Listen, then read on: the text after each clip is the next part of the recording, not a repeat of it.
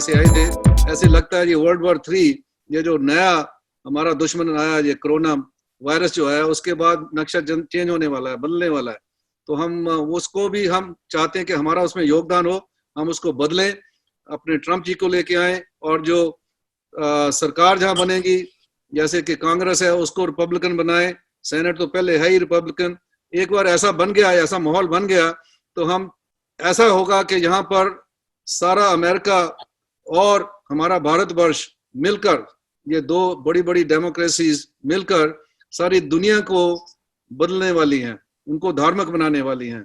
तो उनको ऐसा बनाएंगे ताकि जो इस्लामिक लोग हैं, जिहादी लोग हैं, दूसरे लोग हैं, इनका ऐसा नाश होगा, इतना ऐसा नीचे जाएंगे कि हम सब लोग खुशहाली से रह सकेंगे।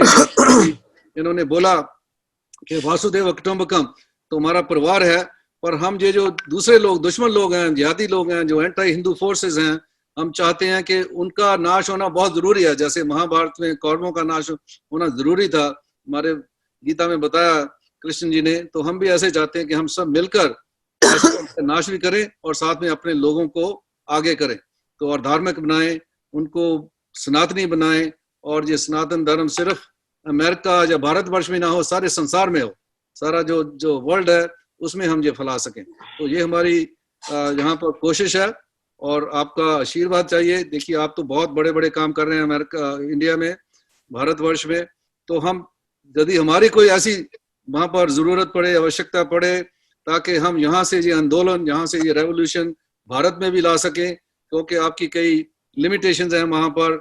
हमारे जो जिहादी लोग और जो हमारे अपने ही लोग हैं वही इसको अपोज करते हैं, पर हमें यहाँ पर पूरी खुली छुट्टी है। आप देख चुके हैं, आप तो यहाँ आए थे और आपने देखा कि हम तो खुल के बोलते हैं, जो भी बोलते हैं सब कुछ खुल के बोलते हैं। इसलिए हम चाहते हैं हम आपका यहाँ से मिलकर ऐसी कोशिश करें कि भारतवर्ष को फिर दोबारा जगा दें, अपनी रूट्स तक ले जाएं। जैसे मोदी जी कहते हैं कि रूट्स पे जाना बहुत जरूरी है। जब तक हम रूट्स पे नहीं जाएंगे, सनातनी नहीं बनेंगे, तो ये विश्व कभी भी ठीक नहीं हो सकता। ये लड़ाइयाँ झगड़े ये होते रहेंगे। अभी तो सिर्फ इस्लामिस्ट थे, अभी देखिए ये हमारे चीनी लोग भी हमारे दुश्मन बन के आ गए हैं। पर जब भारतवर्ष और अमेरिका तैयार हो जाएंगे, ये दोनों फोर्सेस हैं, ये जो ईवल फोर्सेस हैं, इनका पूरा पूरा सत्यानाश होने वाला है। तो इसके बाद हम चाहें कि जितने भी जो लोग यहाँ मिले हैं वो सारे हमारे साथ योगदान करते रहें, मिलते रहें। आप भी सबको प्रेरणा करिए कि ये सब मिलकर करें, तो यहाँ तो कि जो मिलकर टीम बनकर ये काम होता है उसका आनंद ही अलग होता है। तो एक बार फिर आपका आना बहुत बहुत अच्छा लगा। आपको देखकर ऐसे लग रहा है कि जैसे भगवान जी आ गए हमारे लिए, तो और प्रेरणा करते हैं, प्रोत्साहित करते हैं। जो आप जोश फैला के जाते हैं वो जोश फिर से पैदा करिए, ताकि हम कर्मयोगी बन जाएं और कर्म करते रहें। बहुत बहुत धन्यवाद। अभी और धन्यवाद डॉक्टर, धन्यवाद साहब। तो यही है कैलाश जी, मैं कुछ दिन पहले डॉक्टर साहब कैलाश जी के जन्मदिन था, और उनको वही मैं बताया कि आपका कैलिफोर्निया के फैमिली के तरफ से आपको जन्मदिन। तो कैलाश जी हंस के बोला धन्यवाद जुदाजीत, कैसे हो? तो वही बात है, यहाँ से तो अलग ही है कैलाश जी आपका जो बन चुका हम लोगों के साथ। तो आज जो दुनिया भर के लोग आए हुए हैं, हम लोग अभी अपने प्रोग्राम स्टार्ट करने वाले हैं। निशा जी भी अभी ज्वाइन किया। निशा जी नमस्ते। अभी जो अमेरिकन फॉर हिंदूज के हम लोग जो बात किए, जो अपने जो ऑडियंस है, अपने जो श्रोता है, अमेरिकन फॉर हिंदू जैसे डॉक्टर जापरा जी ने बताया, बहुत ही एक स्ट्रेटेजिक मूवमेंट है, कैसे सनातनी लोगों को अमेरिका का पॉलिटिक्स में एक्टिवली लेके आया जाए। हम लोग अभी तक तो आईटी में काम कर रहे हैं, सिलिकॉन वैली में सब पैसा बना रहे हैं, ये कर रहे हैं, बट कैसे हम पॉलिटिक्स में आ सके, इन्फ्लुएंस कर सके पॉलिटिक्स को, और जो वासुदेव कुटुंबकम का जो मंत्र है उसको ला सके। जो भारत और अमेरिका जो दो best, the biggest and the oldest democracy है, वो दोनों सामने आएगा, पूरा विश्व का अच्छा होगा। इसी बात को लेके आज हम लोग कैलाश जी से मिल रहे हैं। हम लोग पूछेंगे कैलाश जी को कि कैलाश आज भारत में हिंदुओं का क्या, हम लोग को बहुत कुछ सुनने में आ रहा है। कैलाश जी बंगाल का प्रभारी है, बंगाल में हम देखे कैसे गंदगी से इन लोग कोरोना को हैंडल किया है। ममता बनर्जी का जो एक जो घटना घटा है, हम सबका रूट बंगाल से, बहुत लोग यहाँ पे है जो आज यूएस, ऑस्ट्रेलिया, यूके से ज्वाइन किया है, जिनका रूट बंगाल में है, और उन लोग सब चिंतित है कि कोरोना में कैसे कोरोना को हैंडल किया गया, कैसे तेलेनीपारा में, हुगली में कैसे राइट हो रहा है, जैसे एज इफ कुछ दिन पहले देवश्री जी ने बताया कि ऑलमोस्ट इस्लामिक स्टेट बनने जा रहा है। तो ये कहां पे कौन सा डेमोक्रेसी है? कैलाश जी जो और अपने दिलीप दा और बाकी सबको मिला के बंगाल में जो अपने बीजेपी का और मोदी जी के नेतृत्व में जो सशक्त स्वशक्त भारत जो बना है, वैसे ही बंगाल को बनाने के जो ओथ लिया हुआ है, उनके बारे में हमें सुनना है। हमें सुनना है कि कैलाश जी, जो हम प्रवासी लोग जो है, जो हिंदूज इन अमेरिका है, उन लोग कैसे इंडिया अमेरिका, ये डायस्पोरा कैसे इंडिया एंड अमेरिका का रिलेशनशिप को और अच्छी जगह पे ले जा सकते हैं, और हम कैसे, जो डॉक्टर साहब ने बताया, डॉक्टर जाफरा जी ने जो बताया कि हिंदूज को अमेरिका का मेन स्ट्रीम इलेक्शन पॉलिटिक्स में आने का बात, और कैसे हम इसको इन्फ्लुएंस करें, उसके बारे में। तो मैं पहले प्रश्न कैलाश जी से इस बात से चालू करूंगा कि कैलाश जी, आप थोड़ा, सबका जानना है कि बंगाल में क्या सिचुएशन है, कैसे हम बंगाल को बचा पाए, और सब चिंतित है कोरोना को लेके। कुछ दिन पहले हुगली में, मालदा में, आप फेसबुक में, ट्विटर में, सब जगह पे लगाए थे। ये तो लग रहा है कि हम पाकिस्तान से भी बदतर बन चुका है। आप थोड़ा बताइए उसके बारे में प्लीज। धन्यवाद जोधाजीत जी। डॉक्टर साहब लुकिंग स्मार्ट, मेरे आने के बाद और यंग दिखाई दे रहे हैं आप।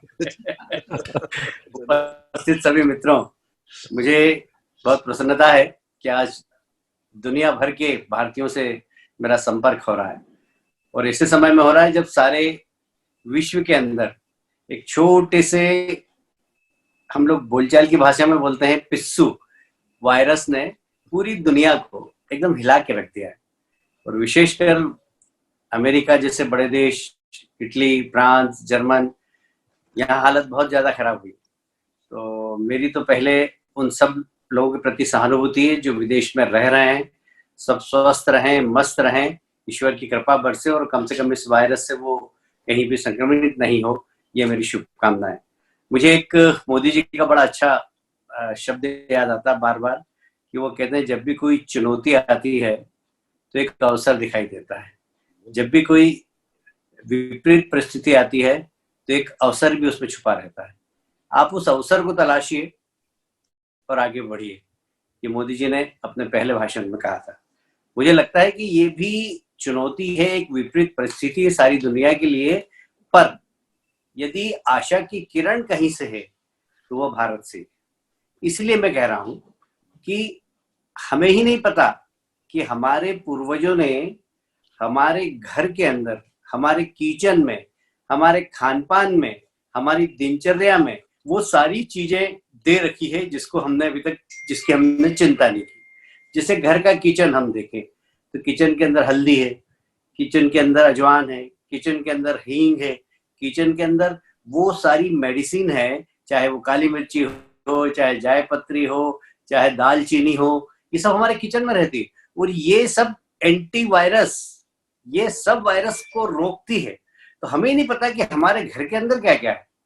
तो मुझे ये बहुत प्रसन्नता है इस बात को लेकर कि ये राइट समय है कि हम अपने संस्कार, अपनी संस्कृति, अपनी परंपरा को दुनिया के सामने बताएं कि हमारे पूर्वजों ने पहले से ही दे रखा है ये सब, अब आप ढूंढ रहे हो। तो ये हमारी बहुत विरासत है जो सनातन धर्म की, जिसकी बात डॉक्टर साहब ने कही है, ये सनातन में हमें विरासत में मिला हमारे ऋषि मनुष्यों से। ये राइट समय है कि हम इसकी मार्केटिंग भी कर सकते हैं, चाहे योगा हो, चाहे मेडिटेशन हो, चाहे आसन हो, ये सब हमारी देन है, हमारे पूर्वजों की देन है।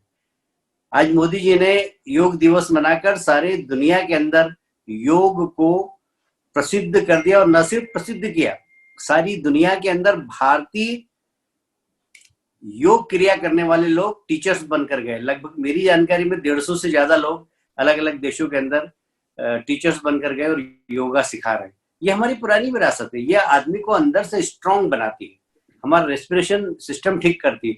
तो हमारी जो परंपरा है वह बहुत ही सात्विक है। अभी मैं एक सर्वे पढ़ रहा था जर्मनी में, कि जर्मनी में भी बहुत सारे ऐसे लोग हैं जो शाकाहारी, तो उन शाकाहारियों को वायरस ने कम प्रभावित किया है, ये उनका सर्वे है। तो ये शाकाहार, आप क्षमा करना बहुत सारे इसमें शाकाहारी नहीं भी हो गए, मैं कोई शाकाहार के लिए आग्रह नहीं कर रहा हूँ, पर डॉक्टर साहब मुस्कुरा रहे हैं। पर ये शाकाहार हमारी परंपरा, हमारे इसमें बहनें भी हैं, ये सब जब किचन में जो सामान है हमारा, वो सब मेडिसिन है, और ये सब इस वायरस को रोकने का काम करती है। तो हमारी जो जो परंपरा है, हमारा जो सनातन धर्म है, हमारी जो जिसकी डॉक्टर साहब ने बात की कि हम भारतीय सनातन धर्म को सारी दुनिया के अंदर, देखिए दुनिया के पास कोई रास्ता नहीं है किसी भी धर्म के पास। यदि किसी धर्म के पास रास्ता है शांति का, विकास का, तो वो सिर्फ भारत के पास। और इसलिए ये राइट समय है कि विपरीत परिस्थिति के अंदर हम बताएं कि हम क्या है, क्योंकि अनुकूल परिस्थिति में कोई सुनता नहीं है, सब मस्ती में है, तो आप कितना भी कहो कोई कुछ नहीं। आज हर व्यक्ति दुनिया का डरा हुआ है। मैं जहां भी बात करता हूँ, अभी मेरी जर्मनी बात हुई, कनाडा बात हुई, हमारे मित्रों से उनके फोन भी आए, भारत में क्या हो रहा है, तो बहुत अच्छा है भारत, हम लोग स्वस्थ हैं क्योंकि हमने हमारी दिनचर्या बहुत अच्छी कर रखी। अब डॉक्टर कह रहे हैं विटामिन डी लेना चाहिए, हमारे यहाँ तो शुरू से ही कहते हैं कि सुबह उठो और सूर्य नारायण देवता को जल चढ़ाओ और उनसे आंख मिलाओ, आपको विटामिन डी मिल जाता है। तो ये हमारी परंपरा है, विटामिन डी सूर्य को जल चढ़ाई, और ये हमारी परंपरा है सब। हमारे यहाँ तुलसी घर के आंगन में लगाई जाती है, तुलसी हाईली एंटीबायोटिक, 5 पत्ती रोज खाना चाहिए। ये जिसने 5 पत्ती रोज खाई उसको कोई वायरस आ ही नहीं सकता है। अब तुलसी देखिए, जहां तक मैंने पहले भी कहा था एक भाषण के अंदर अमेरिका में कि तुलसी को चबाना नहीं चाहिए, इसलिए कि हमारे यहाँ कहा जाता है कि उसमें राधा कृष्ण का वास है। अरे राधा कृष्ण का वास नहीं, उसमें आयोडीन होता है और दांत के अंदर कैल्शियम होता है, कैल्शियम और आयोडीन मिलकर कैल्शियम आयोडेट बनाता है जो कि दांत को खराब करता है। तो ये हमारे जो परंपरा और संस्कार है ये पूरे वैज्ञानिक है, और इसलिए हमें अपनी परंपरा, अपने संस्कार, अपनी संस्कृति का प्रचार प्रसार करने का ये राइट टाइम है। एक तो ये बात मैं कहना चाहता था। दूसरी बात, आप सब विदेश में हैं, आप बिल्कुल घबराइए मत। ये वहां पर किसी भी प्रकार का कोई संकट हो, किसी भी प्रकार की कोई परेशानी हो, तो हम सब लोग यहाँ पर हैं। आपके परिवार के लोग यहाँ पर हो तो आप बिल्कुल बताइए, देश के अंदर कहीं पर भी होंगे। भारतीय जनता पार्टी का नेटवर्क इतना बड़ा है कि हम लोग कहीं पर भी, किसी के पास भी, मेरे पास तेलंगाना से फोन आई, बंगाल के लोग वहां फंसे हुए थे, तो मैंने तेलंगाना की पार्टी को बोला, उन्होंने वहां पे उनको लारी करी, बस करवाई, उनको बंगाल के अंदर रवाना कर दिया। तो हमारे पास नेटवर्क पूरी पार्टी का, संघ का इतना जबरदस्त है कि आपके कोई परिजन कोई संकट में हो तो आप बताइएगा, किसी भी प्रकार की चिंता मत करना। आप जहां पर है वहां बिल्कुल शांति से काम करिए, चिंता करने की जरूरत नहीं। और हम हमारे संस्कार को कैसे, हमारी संस्कृति को कैसे, हमारे धर्म, हमारे धर्मशास्त्र, हमारे ऋषि मनीषियों को कैसे जनता के बीच में ले जाकर प्रोजेक्ट कर सकें, अमेरिकन लोगों के सामने प्रोजेक्ट कर सकें, ये राइट अवसर है। क्योंकि विपरीत परिस्थिति में व्यक्ति सुनता है। मुझे और लंबा भाषण कुछ देना नहीं है, मैं सिर्फ इतना ही कहना चाहता हूं कि मैं आपका मित्र हूं भारत के अंदर। आप कभी भी किसी भी प्रकार की कोई तकलीफ हो, रात को 2 बजे भी आप मुझे फोन कर सकते हैं। 2 बजे तक डेली जगता हूँ, मेरे हाथ में फोन होता है, मैं खुद उठाता हूँ, कोई पीए के पास नहीं रहता, मेरे हाथ में रहता है फोन। जब भी कोई काम हो आप मुझे फोन करिएगा। ये राइट समय है, इसका उपयोग करिए, भारत की महान परंपरा को दुनिया के सामने दिखाने का। मैं इतना ही अभी अपने शुरुआती जो एड्रेस है उसमें इतना ही कहूंगा। तो समापन में कुछ विषय आपकी ओर से आएंगे तो उसका जवाब दूंगा। योधा जी, आपको और सभी मित्रों को एक बार फिर से बधाई कि मुझे सब लोगों के बीच में मिलने का अवसर प्राप्त हुआ। Thank you. धन्यवाद कैलाश जी। मेरे को कुछ प्रश्न लोगों से मिला है, मैं आपको पहले जो प्रश्न करना चाहता हूं कैलाश जी, जो हमें पहले सुनना है। लोग का प्रश्न है कैलाश जी, बहुत सारे लोग बहुत चिंतित है कि सिंस आप बंगाल के प्रभारी हो तो आपको बहुत सारी चीजें आपको पता है, और हम दूर में बैठे हुए हम जो देखते हैं और जो सुनते हैं हमारे लोगों से, हमारे बहुत सारे मित्र डॉक्टर है जो बंगाल में प्रैक्टिस कर रहे हैं, उनसे सुनाई देता है, हमारे फैमिली उधर है, हम सुन रहे हैं कि कैसे वहां पे नंबर ऑफ डेथ को लेके, कोरोना को लेके एकदम जो जैसे होना चाहिए था, मोदी जी जैसे चाहता, जैसे भारत को लॉकडाउन को माने, वो हुआ नहीं उधर। बहुत सारे चीजों में लोगों को वहां पे हमें पता है कि कैसे नंबर फाजिंग हुआ है, पीपीई को लेके कैसे स्कैम वगैरह हुआ, और उसके साथ साथ हम देख रहे हैं कि कैसे तुष्टिकरण की राजनीति, एक जगह पे लोग लड़ाई कर रहे हैं कोरोना की महामारी के अगेंस्ट, और इस तरफ हमें दिख गया कि कैसे कहाँ पे लोग, आज हुगली में क्या हुआ, तेलीपारा में हुआ, मालदा में क्या हुआ। तो दोनों तरफ से जी कोरोना के मैनेजमेंट और जो तुष्टिकरण की राजनीति से जो सिक्योरिटी का इशू खड़ा हो रहा है, ये दो लेके आप प्रवासी को, एनआरआईज को आप क्या बताएंगे? योधाजीत जी, अभी मैं जब आने के पहले मैं तेलीपारा के कार्यकर्ताओं से बात कर रहा था, वहां से हिंदू लोगों का पलायन हो गया, लगभग 100-150 परिवार। मैंने हाई कोर्ट में रिट भी लगवाई है। और लॉकडाउन देश में चल रहा है, आप सबको मालूम ही है। सब लोग हम घर में, मेरे जीवन के अंदर में कभी इतना अपने घर में नहीं रहा आज तक, जब से मैंने होश संभाला, क्योंकि बचपन से ही संघ विद्यार्थी परिषद और बीजेपी का कार्यकर्ता रहा, इसलिए बाहर घूमता रहा। और पहली बार जीवन के अंदर इतना लंबा समय 2 महीने तक मैं घर पे हूँ। ये लॉकडाउन का पालन हमारे यहाँ सब लोग कर रहे हैं, पर बंगाल के अंदर लॉकडाउन एक विशेष वर्ग के लिए नहीं है। वहां उनका त्योहार चल रहा है, वो लोग त्योहार मना रहे हैं, वो लोग घूम रहे हैं। उनको कुछ सामग्री की आवश्यकता थी, दुकानें वहां पर बहुसंख्यक हिंदू समाज की थी, उन्होंने दुकान लूटना चालू कर दी। तो वहां के रहवासियों ने जब उसका प्रतिरोध करने की कोशिश की तो उन्होंने दुकानों में आग लगा दी, लोगों की पिटाई कर दी और काफी लूटपाट की। पर इसका जो दुर्भाग्यशाली क्षण है, जो अभी मेरे पास एक लिस्ट आई है, उन्होंने भेजा कि जो लोग बाहर उत्पात कर रहे थे, जो लोग लॉकडाउन का विरोध कर रहे थे, उन लोगों ने दंगा किया, पुलिस ने उनके खिलाफ कार्रवाई नहीं की। जो लोग घर में बैठे थे, जिनकी दुकान जली, उन लोगों के खिलाफ तो 167 लोगों के खिलाफ कार्रवाई की। उसमें मात्र 30 लोग वो हैं जो अल्पसंख्यक समाज के, बाकी सब बहुसंख्यक समाज के लोगों के खिलाफ मुकदमा कायम कर दिया। 60-70 लोगों की गिरफ्तारी भी कर ली। तो ये तुष्टीकरण की नीति बंगाल के अंदर जो चल रही है, जो ममता जी सोच रही है कि बस 30% वोट मुझे यहाँ के मिल जाए, 5-10% इधर के मिल जाएंगे, मैं फिर से सरकार बना लूंगी, इसके कारण वहाँ हिंदू बड़ा प्रताड़ित हो रहा है। और हर जगह, चाहे वो मालदा की बात हो, सब जगह यही हुआ है। और आपको पता नहीं, एक बार मैं मुर्शिदाबाद गया था, वहां मुझे घेर भी लिया था और पूरे ग्रामीण क्षेत्र के लोग थे, 100% अल्पसंख्यक लोग थे। उन्होंने वहां तलवार, फरसे, रिवाल्वर सब निकाल लिए थे। वो तो अमित भाई को मेरा फोन लग गया और उन्होंने एकदम वहां के प्रशासन को धमकाया, तब जाकर मेरे पास स्थानीय पुलिस आई और मुझे घेर के निकाल कर ले गई। वो लोग बिल्कुल एकदम हिंसात्मक राजनीति करते हैं, कैसे भी वहां पर विपक्ष है उसको क्रैश कर दो। तो बंगाल एक अलग प्रकार का प्रदेश है। और जैसा कि मोदी जी के नेतृत्व में, मुझे इस बात को कहते हुए गर्व है, आप सब भी इस बात को कहीं पर कोट कर सकते हैं कि जिस दिन पहला कोरोना का मरीज भारत में आया था, उसी दिन इटली में भी आया था। पर भारत के नेतृत्व ने टफ डिसीजन लेकर और देश को बचाया, 130 करोड़ आबादी को।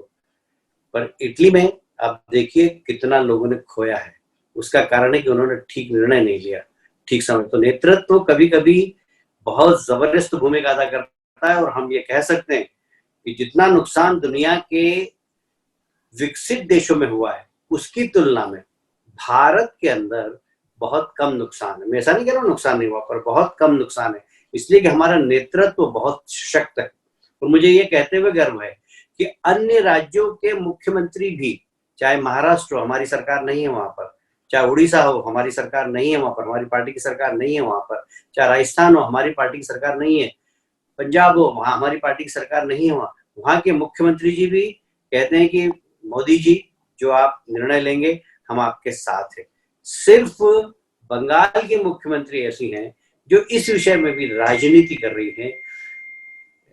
पूरी की पूरी स्वास्थ्य सेवा एकदम चरमरा गई, खत्म हो गई। आपकी जानकारी के लिए बता दूं, एक पत्रकार ने 1 महीने के अंदर कितने कब्रिस्तान में लोग गए, उसका वीडियो जारी कर दिया। वो जेल के अंदर है, कब्रिस्तान में जगह नहीं है, इतने लोग की डेथ हो गई और सरकार आंकड़े छुपा रही है। हमने वीडियो भी जारी की सोशल मीडिया के माध्यम से। ये देखिए, रात को 2 बजे कुछ लोगों के पेरेंट्स कोरोना में हॉस्पिटल में भर्ती हुए, डेथ हो गई, उनका अंतिम संस्कार कर दिया, परिवार वालों को पता ही नहीं, तीसरे चौथे 5वें दिन बताया। तो ऐसी लापरवाही से सरकार वहां पर चल रही है, जिसको लेकर जनता में बहुत आक्रोश है।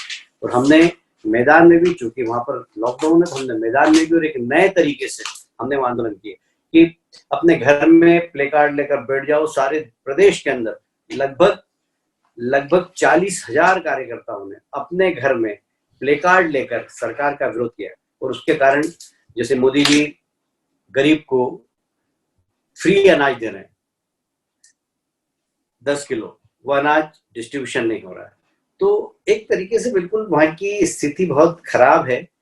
चाहे हम लॉ एंड ऑर्डर की देखें, चाहे सरकार के भ्रष्टाचार की देखें, चाहे कोरोना के प्रति इग्नोरेंस को देखें, सिर्फ अहंकार, ममता जी का अहंकार बहुत आड़े आ रहा है। उसके कारण बंगाल एक बारूद के ढेर पर है और हम सब लोग उसको लेकर बहुत चिंतित हैं। और हमें लगता है कि इस दिशा में, क्योंकि गवर्नर साहब भी उनको हमेशा पत्र भी लिखते हैं, गवर्नर बड़े डायनामिक है वो, तो गवर्नर के खिलाफ भी वो लोग कुछ तो भी बोलते रहते हैं। पर फिर भी डेमोक्रेसी के अंदर हमें तो चुनी हुई सरकार की 5 साल पूरे हो इसकी हम अपेक्षा करते हैं। पर यदि जिस प्रकार सरकार काम कर रही तो मुझे लगता है आर्टिकल 356 होता है जिसका सरकार भंग कर सकते हैं। तो ऐसी परिस्थिति बन सकती है बंगाल की कि केंद्र सरकार को निर्णय लेना पड़े बंगाल को बचाने के लिए। बढ़िया। नहीं कैलाश जी, बहुत अच्छा लगा सुन के। और आपको मैं बता सकता हूँ कि यहाँ पे हम लोग जब भी मिलते हैं, जब भी लोग, आप यहाँ पे आए थे, आप देखे थे यहाँ पे एक दूसरा भारत बसा हुआ है, राइट? तो लोगों में ये चिंता बहुत है, सब जगह, सब प्रदेश के लोगों का।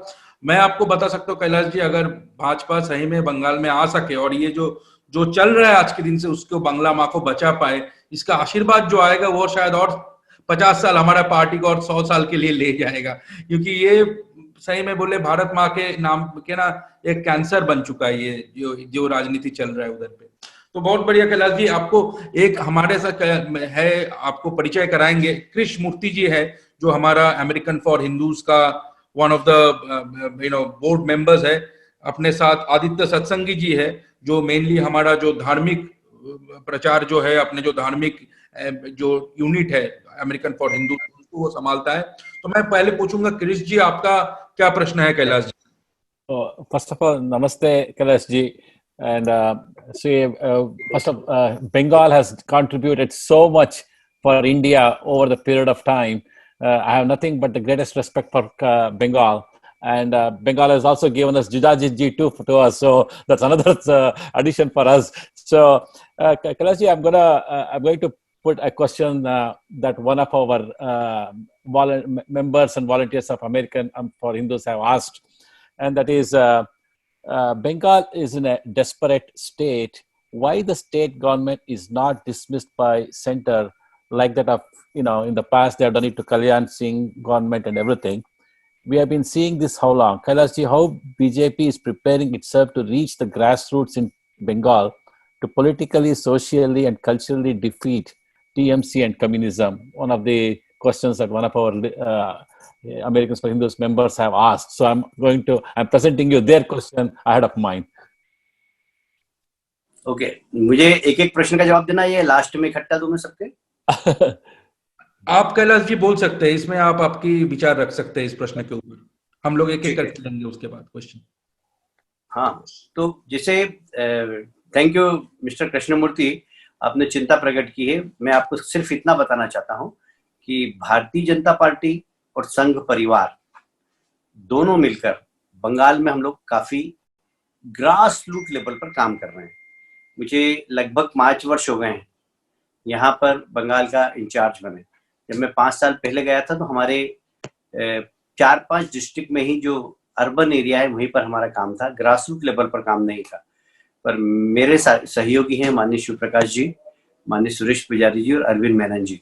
हम लोगों ने पूरे बंगाल में हर डिस्ट्रिक्ट में 1-2 दिन रहकर ग्रास रूट लेवल पर भारतीय जनता पार्टी को खड़ा किया, प्लस संघ परिवार की गतिविधियों को भी हमने काफी आगे बढ़ाने में सहयोग प्रदान किया। आज मैं बहुत दावे से कह सकता हूँ, जब लोकसभा के चुनाव थे तो कोई नहीं मानता था कि हम 18 लोकसभा की सीट जीते। सब कहते थे कि 8-10 सीट आप जीत पाएंगे, और मैं कह रहा था कि नहीं, हम 25 सीट जीतेंगे।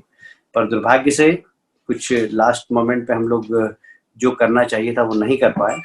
उसके कारण हम 18 सीट पर जीते और लगभग 4-5 सीटें ऐसी थी जहां पर हम 5,000, 6,000, 7,000 से हारे। उसका कारण है कि हमने ग्रास रूट लेवल पर काम खड़ा किया है। ममता जी का जो एक दूसरा चेहरा है, आप तो शायद पता नहीं फोटो देखे कि नहीं, वो पूरे मुस्लिम ड्रेस में ऐसे इबादत करते हुए ईद पे, और ये ऐसे फोटो चलते थे। एक तरीके से कम्युनिस्ट पार्टी ने और ममता जी ने बिल्कुल हिंदू सेंटिमेंट्स को खत्म करने की कोशिश की थी। हमने बंगाल में उसको जागृत किया। हम हनुमान जयंती बहुत धूमधाम से मनाते हैं, रामनवमी वहाँ बहुत धूमधाम से बड़े बड़े जुलूस निकालते हैं, पूजा दुर्गा पूजा में बड़े बड़े पंडालों के अंदर हमारे कार्यकर्ता भी लगकर पूजा करते हैं। तो एक जो सेंटिमेंट्स है धर्म के प्रति वो हमने खड़ा करने की भी कोशिश की, और उसका शुरुआत में हमको विरोध भी सहना पड़ा और हमारे कार्यकर्ताओं को बंद किया, जेल में गए, कुछ कार्यकर्ताओं की हत्या हुई हमारी, विशेषकर पुरुलिया में फांसी पे लटका दिया। तो इस प्रकार की हिंसक 5 साल के अंदर कम से कम 150 कार्यकर्ताओं के मर्डर हुए हैं पश्चिम बंगाल के अंदर। तो ये हमने खोया भी है वहाँ पर ये मैं दावे से कह सकता हूँ कि अब बंगाल में हमारी बहुत अच्छी पकड़ हो गई है, और आने वाला कल भारतीय जनता पार्टी का होगा बंगाल, ये मैं कृष्णमूर्ति जी आपको विश्वास दिलाता हूँ। सारे देश में भी मोदी जी के नेतृत्व में एक आत्मविश्वास लोगों में जगा है। पिछले दिनों देखा आपने, धारा 370 हटी, 3 तलाक का बिल पार्लियामेंट में पारित हुआ, राम मंदिर का फैसला हो गया, सरकार ने अपना ठीक तरीके से पक्ष रखा, राम मंदिर का फैसला भी हो गया। तो एक जो एक प्रेशर भारत के अंदर तुष्टिकरण की नीति का बना था वो समाप्त हो गया। अब लोग समझने लगे हैं कि भाई भारत क्या है, भारत की आत्मा कहाँ बसती है, तो वो लोग समझ में आ गए। और ये माहौल मोदी जी के नेतृत्व में सारे देश में भी बना है। ये मैं गर्व से कह सकता हूँ कि मेरे को राजनीति करते करते लगभग 45 वर्ष हो गए, विद्यार्थी परिषद, युवा मोर्चा, मैंने इतना अच्छा माहौल मोदी जी के नेतृत्व में आने के बाद कभी भी नहीं देखा। आप क्षमा करें, मैं किसी हमारे नेता की बुराई नहीं कर रहा हूँ, पर अटल बिहारी वाजपेयी जी भी प्रधान हमारे लिए बहुत आदरणीय है, सबसे आदरणीय, मतलब मोदी जी से भी ज्यादा आदरणीय हमारे लिए अटल जी है। पर अटल जी के समय भी थोड़े से लिबरल थे, पर मोदी जी का जो स्ट्रिक्ट एक्शन है, टफ डिसीजन में निर्णय, मतलब टफ डिसीजन लेना, ये जो उनकी क्षमता है, उसके कारण एक साख बनी है। मुझे ऐसा लगता है कि आप दुनिया में बैठे हुए लोग हैं, दुनिया में भी भारत की साख बनी है कि नहीं बनी, जरा हो तो जरा हाथ उठा के जरा मुझे बताएं, भारत की साख बनी है? हाँ, तो ये मोदी जी का नेतृत्व का कमाल है। तो मुझे लगता है कि हम लोग अभी सही समय पर सही नेता के साथ आगे बढ़ रहे हैं, और इस विपरीत परिस्थिति में भी देश में आत्मविश्वास की कमी नहीं है। ये मैं आपको बता दूं, चाइना के परिस्थिति को देखकर भारत ने अपना ग्राउंड बना लिया है। आप विश्वास करेंगे, हर राज्य के अंदर चाइना से अगर उद्योग आए तो हमारे राज्य में आए, हर स्टेट के अंदर अपना प्ले ग्राउंड बना दिया उन्होंने कि आइए आप हमारे राज्य में खेलिए। तो भारत एक बहुत, पिछले दिनों जो 20 लाख करोड़ की घोषणाएं की है मोदी जी ने, आप लोगों ने देखा होगा समाचार पत्रों में, बहुत जबरदस्त आत्मविश्वास बना है, विशेषकर मध्यम वर्ग के व्यक्ति का, कृषक का, छोटे छोटे उद्योगों में काम करने वाले लोग। बहुत आत्मविश्वास। Thank you. बहुत धन्यवाद। नहीं, धन्यवाद कैलाश जी। हमारे साथ आदित्य सत्संगी जी जुड़े हुए हैं, वो सादर्न कैलिफोर्निया सैन डिएगो से, जैसे मैं बता रहा था, अमेरिकन फॉर हिंदूज का जो सैटोलॉजी जिसको बोलता है, जो कि हमारा जो धार्मिक विंग है उसको देखता है आदित्य जी आपका क्या प्रश्न है कैलाश जी के लिए? तो सबसे पहले मैं कैलाश जी आपका बहुत बहुत अभिनंदन करता हूँ, और मैंने जाफर जी और डॉक्टर बयानी ने ये A4A चालू किया था, ये द फाउंडर हैं हम लोग, और आपने बहुत ही अच्छी स्पीच दी हम सबको, और काफी मोटिवेटिंग भी दी। मेरा एक ये प्रश्न है, जैसे जो अमेरिका में हमारे हिंदुओं के लिए सबसे बड़ा चैलेंज जो आता है वो यूनिवर्सिटीज में आता है, जहाँ पे वो हिंदू पूरी फिलॉसफी को रिजेक्ट कर देते हैं। तो एक आइडेंटिटी पर ही क्वेश्चन बन जाता है। एक ये तो मिनिस्ट्री ऑफ एजुकेशन से इंडिया में मेरा एक आग्रह रहेगा आपके माध्यम से कि आप वहाँ पे जब तक हम भारत की हिस्ट्री को करेक्ट नहीं करेंगे, तो वेस्टर्न अमेरिका में हिस्ट्री करेक्ट ये लोग नहीं करेंगे एकेडमिक्स। तो वो जो शुरुआत है वो भारत से ही होनी चाहिए, क्योंकि यहाँ पे जो अमेरिकन जो सिखाते हैं, तो आपको मैं बताऊँ, एग्जाम्पल दूँ कि हार्वर्ड यूनिवर्सिटी में हमारे सैटोलॉजी क्लब चलता है, तो उसका जो प्रोफेसर है Francis Clooney, he is a Christian missionary, और वो हिंदू स्टडीज सिखाता है। So this is going on, और उनका डिमांड क्या रहता है कि इंडिया में चेंज नहीं हुआ है तो अमेरिका में क्यों चेंज होगा। तो ये एक मेरे से आपसे आग्रह है, प्रश्न नहीं है, क्योंकि आपने तो सब कुछ बोल दिया है। और जो मेरा दूसरा प्रश्न आपको है, ये जो वास्तविक प्रश्न है कि बांग्लादेश हमेशा हिंदू टेरिटरी रहा है और पाकिस्तान भी हिंदू टेरिटरी है, तो हम लोग तो ये मान के चलते हैं कि एक समय में पाकिस्तान, अफगानिस्तान, बांग्लादेश तीनों भारत में मिलने चाहिए, क्योंकि ये तीनों में हमारी महाभारत की, रामायण की बहुत हिस्ट्री है। और 1948 में बर्मा में जो बर्मा भारत जुड़ना चाहता था, और तब कांग्रेस लीडरशिप ने उनको जुड़ने नहीं दिया। अंग्रेज रेडी थे। तो एक मेरे से आपसे प्रश्न है, वो दिन कब आएगा? नमस्कार। देखिए, हम लोग संघ जनसंघ बीजेपी तब से एक नारा लगाते हैं, अखंड भारत है, और वो अखंड भारत का सपना है हमारा। मुझे लगता है कि ईश्वर हमारी सुनेगा, और ये राइट समय है। जैसे मोदी जी ने कह दिया कि पाकिस्तान का वह इलाका जो आज की तारीख में ऑक्युपाइड पाकिस्तान कहा जाता है, वो हमारा है। और अमित भाई तो कह रहे हैं, अमित भाई का बस चले तो अभी जाके तिरंगा लगा के आ जाए। पर कुछ होती है, कुछ मर्यादाएं होती है विश्व की राजनीति की, तो उस मर्यादाओं का पालन करते हुए बाकी हमारा लक्ष्य तो वो है जो आपने कहा। हमारा तो एक ही नारा है, एक ही नारा, एक ही नाम, जय श्री राम, जय श्री राम। नमस्कार जी, थैंक यू।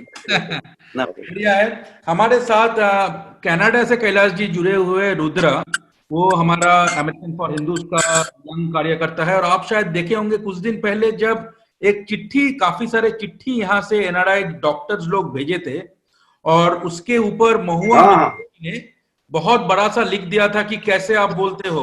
उसके ऊपर ही हमारा ये छोटा भाई रुद्र ने पहला चिट्ठी लिखा, जो उसके बाद बाकी लोग ने। तो रुद्र हमारे साथ है। रुद्र, आप कैलाश जी को क्या पूछने चाहते हैं?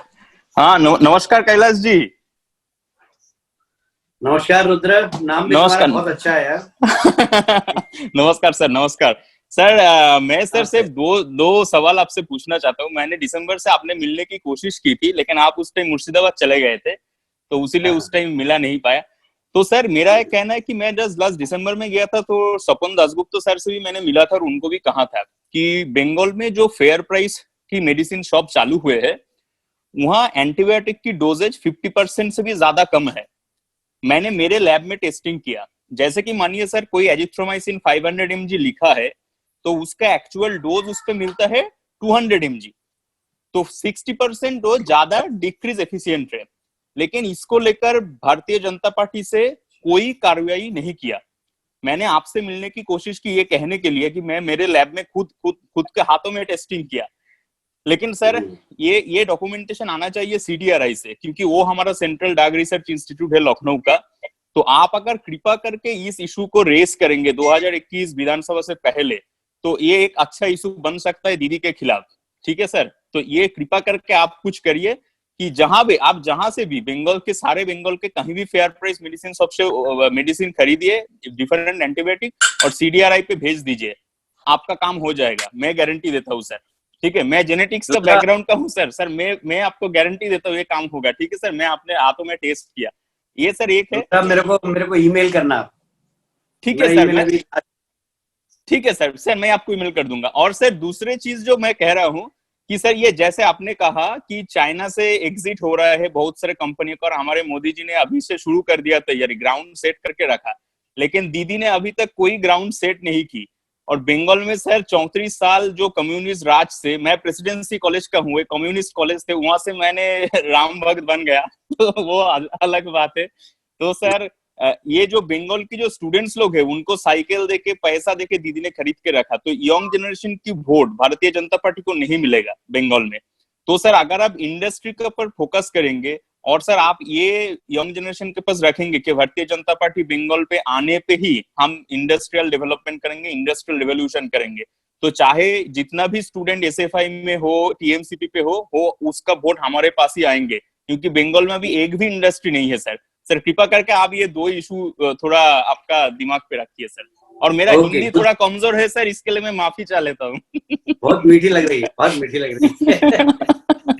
धन्यवाद सर, धन्यवाद धन्यवाद। सो कैलाश जी, हमारे साथ है निशा जी। आप जानते हैं वनीत जी, निशा जी हमारा बड़े भाई, और निशा जी हमारा अभी अमेरिकन फॉर हिंदूज के तरफ से जो इलेक्शन में खड़े हुए, हम बहुत प्राउड है, हम लोग का प्राइड है कि निशा जी ने, डॉक्टर साहब ने जो उनको बोला कि आप आओ आप चालू करिए, और पूरा फैमिली और इतने सारे रिस्पॉन्सिबिलिटी लेके निशा जी खड़े हुए और पहले जीता पहला जो। निशा जी, कैलाश जी को आप क्या बोलेंगे? निशा जी। जी, निशा जी सबसे पहले तो बधाई आपको, बहुत बहुत बधाई, बहुत बहुत धन्यवाद, आपका आशीर्वाद, और आगे के लिए भी बहुत शुभकामनाएं। जी जी जी, आपका आशीर्वाद बना रहे तो आगे भी जीत अपनी ही है। डॉक्टर जापरा की गाइडेंस में यहाँ तक पहुंचे हैं और उससे आगे भी पहुंचेंगे।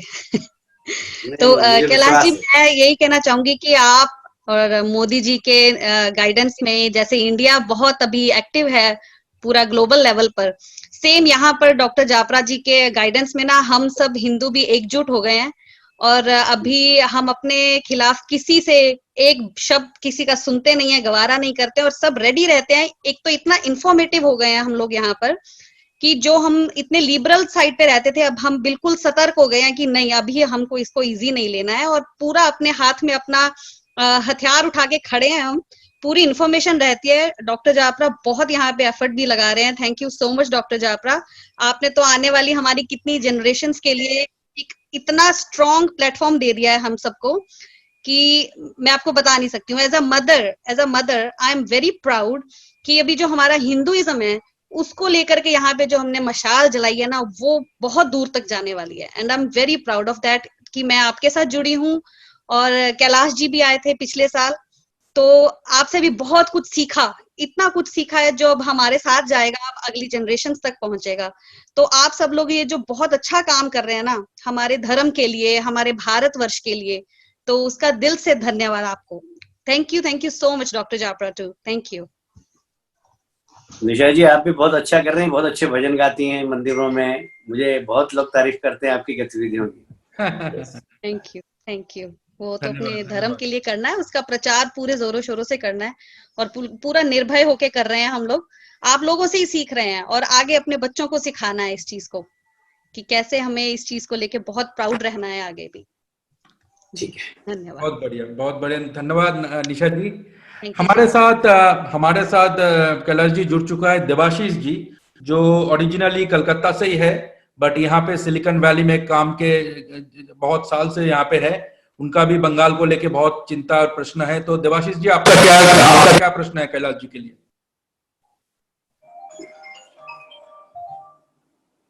देवाशीष जी।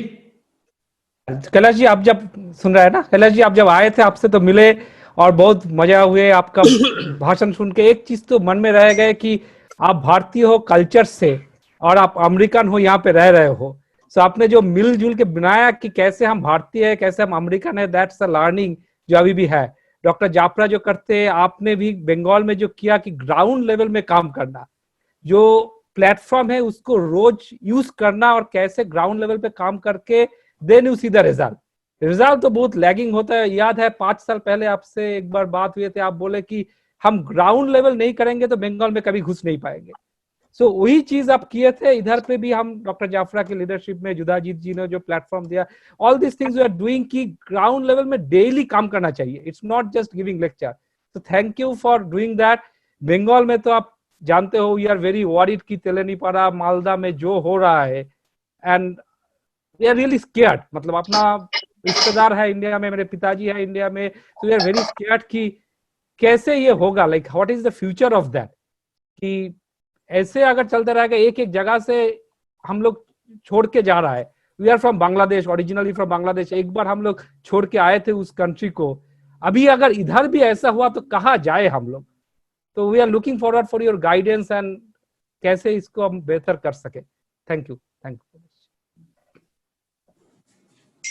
बढ़िया है। हमारे साथ, धन्यवाद देवाशीष जी। हमारे साथ है संजय जी। संजय जी, आप थोड़ा परिचय दीजिए, आप कहाँ से ज्वाइन किए हैं और आपका प्रश्न क्या है कैलाश जी के लिए? प्रणाम कैलाश जी, मैं सिलिकॉन वैली में हूँ, और अभी नया मैं आया हूँ अमेरिका में। और ये सब मेरा सौभाग्य है कि मैं अमेरिकन फॉर हिंदूज और ओवरसीज फ्रेंड्स ऑफ बीजेपी से तुरंत जुड़ गया। हमारे एक मित्र सतीश चंद्रा जी, उनका बहुत बहुत धन्यवाद। कैलाश जी, मेरा आपसे एक मेरे मन में एक सुझाव आ रहा है कि जैसे यहाँ पे मेरे 2 बच्चे हाई स्कूल में पढ़ते हैं, और यहाँ पे स्कूल में फिजिकल एजुकेशन पे बहुत ज्यादा जोर दिया जाता है, स्पोर्ट्स पे बहुत ज्यादा जोर दिया जाता है। तो क्यों ना हमारी योगा को जो हमारा योग है उसको यहाँ पे किसी तरह हम इंट्रोड्यूस कर सके as a compulsory subject right from the elementary school if possible. ये मेरा सुझाव था, और बाकी सब भी जो यहाँ अमेरिका में कार्य करता है, क्या हम इस दिशा में कुछ काम कर सकते हैं? Sanjay, very good suggestion. मैं खाली आपको बताना चाहता हूँ, मध्य प्रदेश की सरकार ने इसको लागू करने के लिए कोशिश भी की थी और लागू भी किया, पर आप जानते हैं कि हमारे यहाँ सेक्युलरिज्म है, डेमोक्रेसी है, और लोगों ने वोट की राजनीति के कारण इसका बहुत विरोध किया, स्कूलों में प्रदर्शन किया। हमने बहुत ज्यादा नहीं किया था, हमने खाली सूर्य नमस्कार प्रारंभ करें सुबह से, और प्राणायाम, योग, कुल 17 मिनट का एक प्रोग्राम बना के सारे स्कूलों में दिया था। पर सरकार रही, जब तक 70% स्कूलों में हुआ, सरकार चली गई हमारी मध्य प्रदेश से, तो फिर खत्म हो गया ये। वैसे ही केंद्र सरकार में जब doctor Murli Manohar Joshi ji HRD minister थे, तो उन्होंने भी कोशिश की थी, पर आप जानते हैं कि कांग्रेस, CPM तथा कथित आजकल भीमसेना और एक दलित संगठन भी बहुत सारे हो गए, इन लोगों ने उसका काफी विरोध किया था। आज भी इन सब लोगों के विरोध, व्यक्तिगत रूप से मिलो तो कहते हैं हाँ हाँ बहुत अच्छा है, योगा करना चाहिए, प्राणायाम करना चाहिए, पर पॉलिटिक्स में जब करते तो सब लोग विरोध करते, इसलिए हम एकदम एजुकेशन में लागू नहीं कर पाए। और मुझे इस बात की प्रसन्नता है कि मोदी जी ने दुनिया के अंदर योग दिवस मनाकर अब सारे देश के अंदर प्राइवेट जो संगठन है, ऑर्गेनाइजेशन है, उन लोगों ने इसको अख्तियार कर लिया, और आप देश के किसी भी मॉर्निंग वॉकर में चले, गार्डन में चले जाइए, मॉर्निंग वॉक, हर जगह लोग योगा करते हुए आपको दिख जाएंगे। तो मोदी जी के आने के बाद योगा का बहुत प्रचार प्रसार देश के अंदर भी हुआ है और दुनिया के अंदर भी हुआ है, और मुझे लगता है कि एक वातावरण ऐसा बनेगा कि हम सारे स्कूलों में योगा प्राणायाम लागू कर देंगे, और दुनिया भी इसको मान रही है और मानेगी, ऐसा मेरा मानना है। धन्यवाद, धन्यवाद कैलाश जी। हमारे साथ आपके लिए नेक्स्ट प्रश्न कैलाश जी है इंद्रदीप का, हमारा अमेरिकन फॉर हिंदूज का young volunteer, is a scientist. हम जब ह्यूस्टन में हाउडी मोदी किए थे, डॉक्टर साहब के नेतृत्व हम सब पहुंचे हुए थे, इंद्रदीप भी हमारे साथ था, वो भी एक जुझारू यंग बंदा और साइंटिस्ट। तो इंद्रदीप, तुम्हारा आपका क्या प्रश्न है कैलाश जी के लिए? मेरा प्रश्न, नमस्ते कैलाश जी। मेरा प्रश्न, नमस्ते। तो मेरा ये प्रश्न है कि केंद्रीय सरकार की इतने सारे मतलब स्कीम्स है जो मतलब ग्रास रूट लेवल में अगर पहुंचे तो मतलब वोट शेयर की तरफ से बीजेपी को फायदा जरूर होने वाला है, लेकिन ऐसा कोई मतलब ऐप या वेबसाइट क्या है जहाँ पे एक ऑर्गेनाइज तरीके से सारे इंफॉर्मेशन अवेलेबल हो, जैसे एडुकेशन के अंदर कितने स्कीम्स हैं या होम के अंदर कितने स्कीम्स हैं, ताकि ये अगर हम लोग ग्रास रूट लेवल में पहुंचा सकते हैं तो मतलब ज्यादा से ज्यादा लोग अपने केंद्रीय सरकार के ऊपर प्रसन्न होंगे और हमको वोट भी मिलेगा। इंद्रजीत, सारे डिपार्टमेंट की, सभी विभागों की अपनी अपनी साइट है और सारी स्कीम्स उसके अंदर लोड है, आप देख सकेंगे। पर यह बात सही है कि कभी कभी अपडेट होने में लेट हो जाता है, पर आप देखेंगे सारे विभाग का ऐप बना हुआ है। मोदी जी के आने के बाद IT में हमारे यहाँ फोकस उन्होंने किया है, तो आप घर में बैठकर किस विभाग की कौन सी स्कीम है, किसके लिए, ये सारी आप देख सकेंगे। कभी कभी अपडेट थोड़ा सा लेट होता है, बाकी इसमें मोदी जी के आने के बाद बहुत सुधार हुआ। बढ़िया, धन्यवाद इंद्रदीप।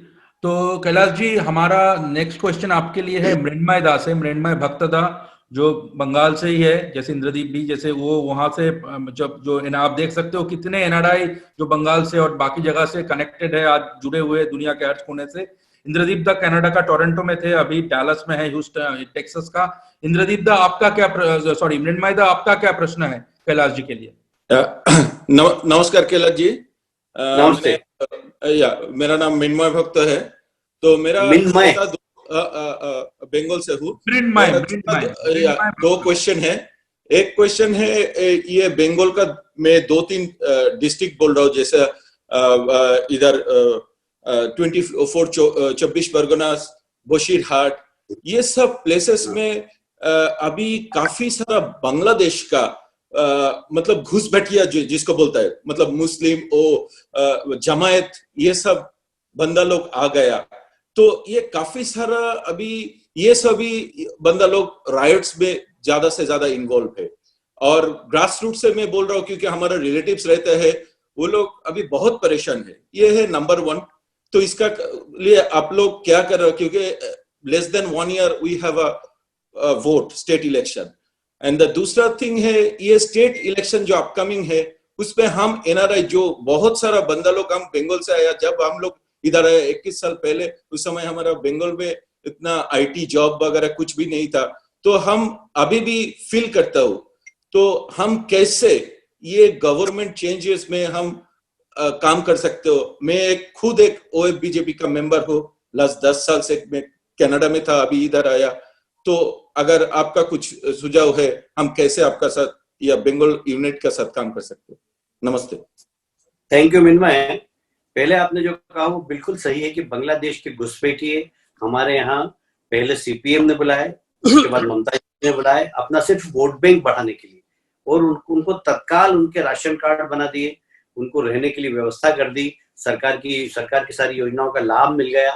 अब वो क्या करते हैं, जहां जिस क्षेत्र में जाते हैं वहां वो दंगा करते हैं। तो हमारा हिंदू संगठन वहां ऑर्गेनाइज नहीं है, तो वो जहां दंगे 2-3 हुए तो मकान छोड़ के भाग जाते हैं, वो मकान सस्ते में बेच जाते हैं और ये लोग खरीद लेते हैं उसको। तो ये एक कॉन्स्पिरेसी, एक षड्यंत्र है कि बांग्लादेशी घुसपैठी आते हैं, वहां पर दंगे करते हैं, दंगे करके हिंदुओं को वहां से भगाते हैं, उनकी प्रॉपर्टी पर कब्जा कर लेते हैं। ये पूरे बंगाल के अंदर हो रहा है। और दुर्भाग्य की बात यह है कि राज्य सरकार उनको संरक्षण देती है।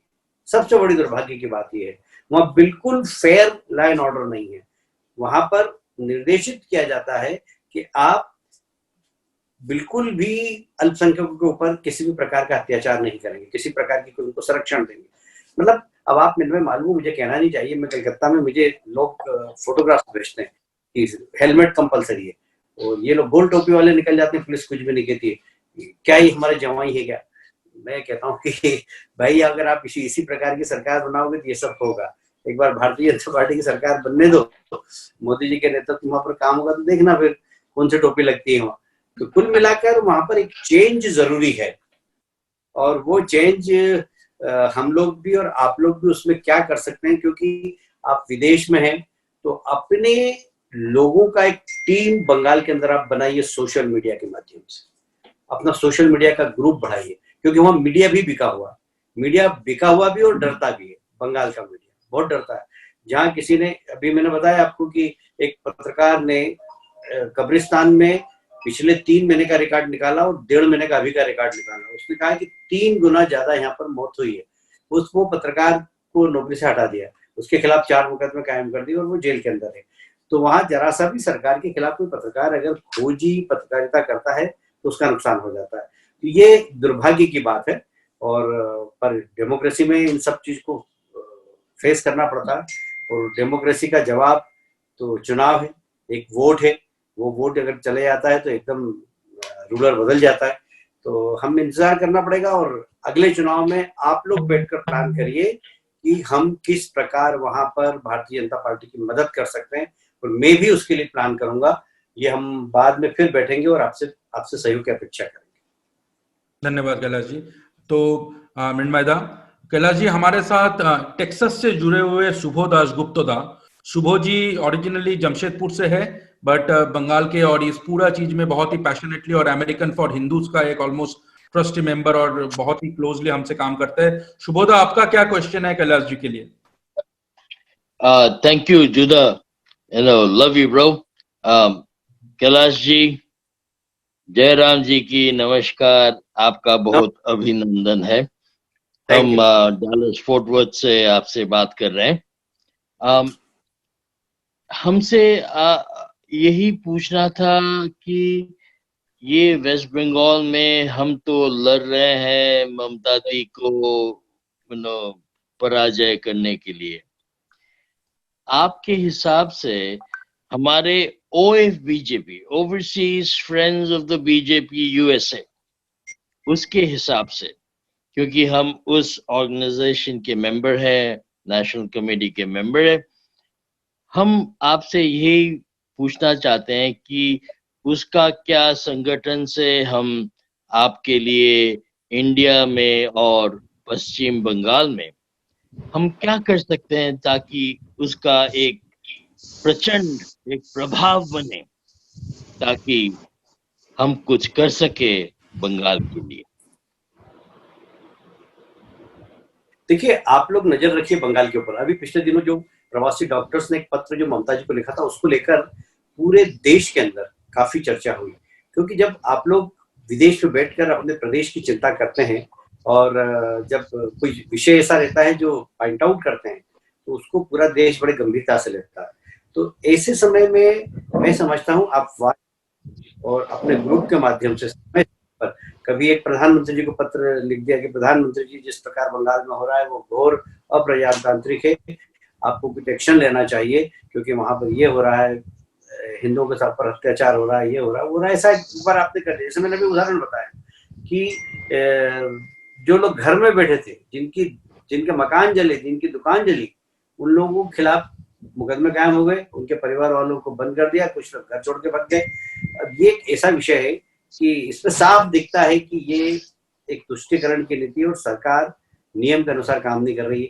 इसी इश्यू को बनाकर यदि आपने एक पत्र भेज दिया तो पूरे देश के अंदर खलबली मच जाती है, क्योंकि आप लोग विदेश में बैठकर जो तथ्यों के साथ जब भेजते हैं तो उसका असर होता है। तो मैं समझता हूँ कि एक संगठित रूप से वहां से फीडबैक लेना और उसके बाद अपने संगठन से आप आगाह करना, चाहे मुख्यमंत्री को चाहे प्रधानमंत्री को, तो उसका असर होता है, एक प्रेशर बनता है, क्योंकि आप जानते हैं कि लॉबिंग, प्रेशर पॉलिटिक्स ये बहुत जरूरी है आज के समय में, तो उसका एक असर होता है। जैसे हमारे प्रवासी भारतीय डॉक्टर्स ने जब पत्र लिखा था, उसके बाद एकदम राज्य सरकार और केंद्र सरकार दोनों सक्रिय हुई। केंद्र सरकार ने अपनी टीम भेजी वहां पर, और उन्होंने फिर अपनी रिपोर्ट केंद्र को भेजी। केंद्र ने महसूस किया कि वहां पर अव्यवस्था है, कि गृह मंत्री जी सक्रिय हुए, गृह मंत्री जी ने चिट्ठी लिखी, एकदम सरकार को झुकना पड़ा, राज्य सरकार को अपनी स्थिति ठीक करना पड़ी, और अब वहां पर राज्य सरकार थोड़ी ठीक हो रही है।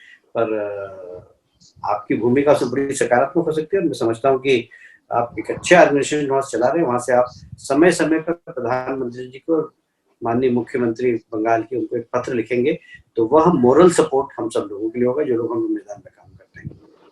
बहुत बढ़िया सुबोधा। कैलाश जी, आपने बात की है डॉक्टर का चिट्ठी का, और हमारा नेक्स्ट क्वेश्चन होगा उसी डॉक्टर ने जो चिट्ठी लिखा था, इंद्रनील बसुदा। इंद्रनील दा हमारे बीच में ही है। इंद्रनील दा, आप क्या क्वेश्चन करना चाहेंगे कैलाश जी को? हेलो। हाँ, गो अहेड इंद्रनील दा। हेलो। हेलो इंद्रनील दा, आवाज आ रही है आपकी? Go ahead. Hello Indranil da. Indranil da, are you there? I don't think he can hear you. Okay, तो ठीक है। नेक्स्ट क्वेश्चन कैलाश जी आपके लिए है सचिन जी से। सचिन जी, आपका क्या प्रश्न है और आप कहां से बोल रहे हैं?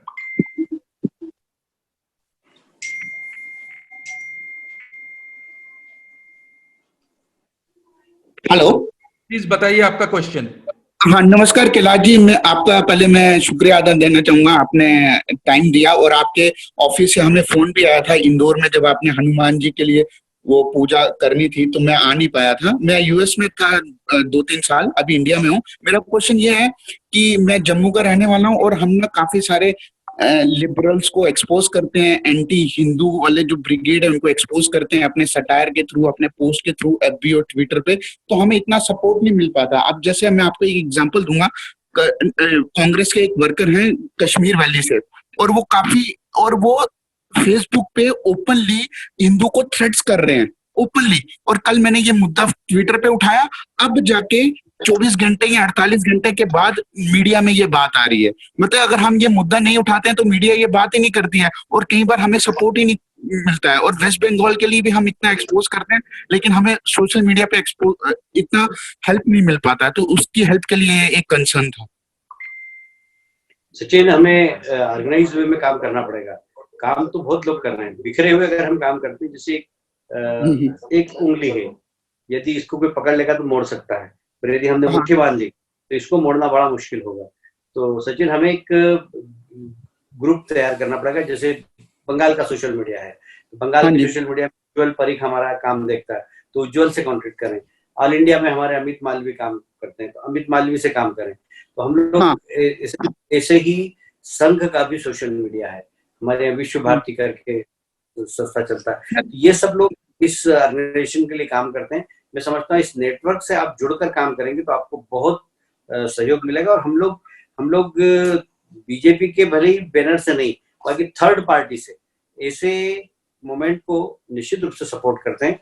पता नहीं सचिन, हमारा और आपका कुछ वो जुड़ नहीं पाए होंगे, पर अब आप जुड़ गए हैं तो इस पूरे ग्रुप में, जैसे मैंने बताया कि उज्ज्वल बंगाल के अंदर है, ऑल इंडिया में अमित मालवीय जी हैं, तो ये काम देखते हैं। और संघ का भी हमारा जो नेटवर्क है, उनसे आप जुड़ के काम करेंगे तो आपको बहुत सपोर्ट मिलेगा। तो आप किसी के साथ अगर जुड़ पाए, क्योंकि मैंने इनको सब ट्राई किया था लेकिन इतना रिप्लाई नहीं मिल पाया, अगर आप किसी को कांटेक्ट के नंबर या कुछ दे पाए तो मैं उनसे जुड़ जाऊंगा, फिर आगे मैं हैंडल कर लूंगा। बस एक कांटेक्ट मैं दे दूंगा, उज्ज्वल जी और अमित मालवीय जी के दोनों के नंबर भी दे दूंगा मैं, और आप चाहे तो उसको उनको दे सकते हैं। उज्ज्वल परीख सोशल मीडिया में काफी एक्टिव है, हमारा मध्य प्रदेश के पश्चिम बंगाल सोशल मीडिया देखते हैं। मैं कनेक्ट करा दूंगा, मैं दे दूंगा। बढ़िया। तो कैलाश जी हमारे साथ है मकोड़िया जी है, प्रमित मकोड़िया जी, शायद आपके मित्र, आप जानते होंगे। बहुत अच्छे से। हाँ जी,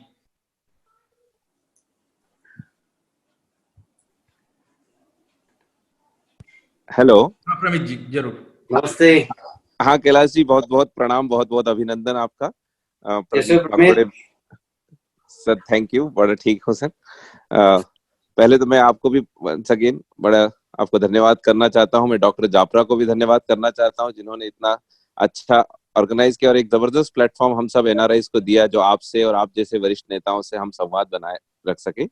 कैलाश जी, मेरा एक प्रश्न जो है कि विवेकानंद जी ने जैसे कहा है कि best of the east and best of the west, जो बेस्ट ऑफ द ईस्ट ने अपना इंडिया का traditional medicine, yoga, naturopathy, Ayurveda, and best of the west ने modern medicine, both has to come together to solve the most complex problems of the world। तो आज जो दुनिया सबसे बड़ी प्रॉब्लम से जो जूझ रही है, कोविड-19 और कोरोना वायरस की, तो हम भारत में बड़ा प्रयास हो रहा है योगा, नेचुरोपैथी, आयुर्वेदा का, अमेरिका में बड़ा प्रयास हो रहा है और पूरे वेस्टर्न वर्ल्ड में मॉडर्न मेडिसिन की तरफ से।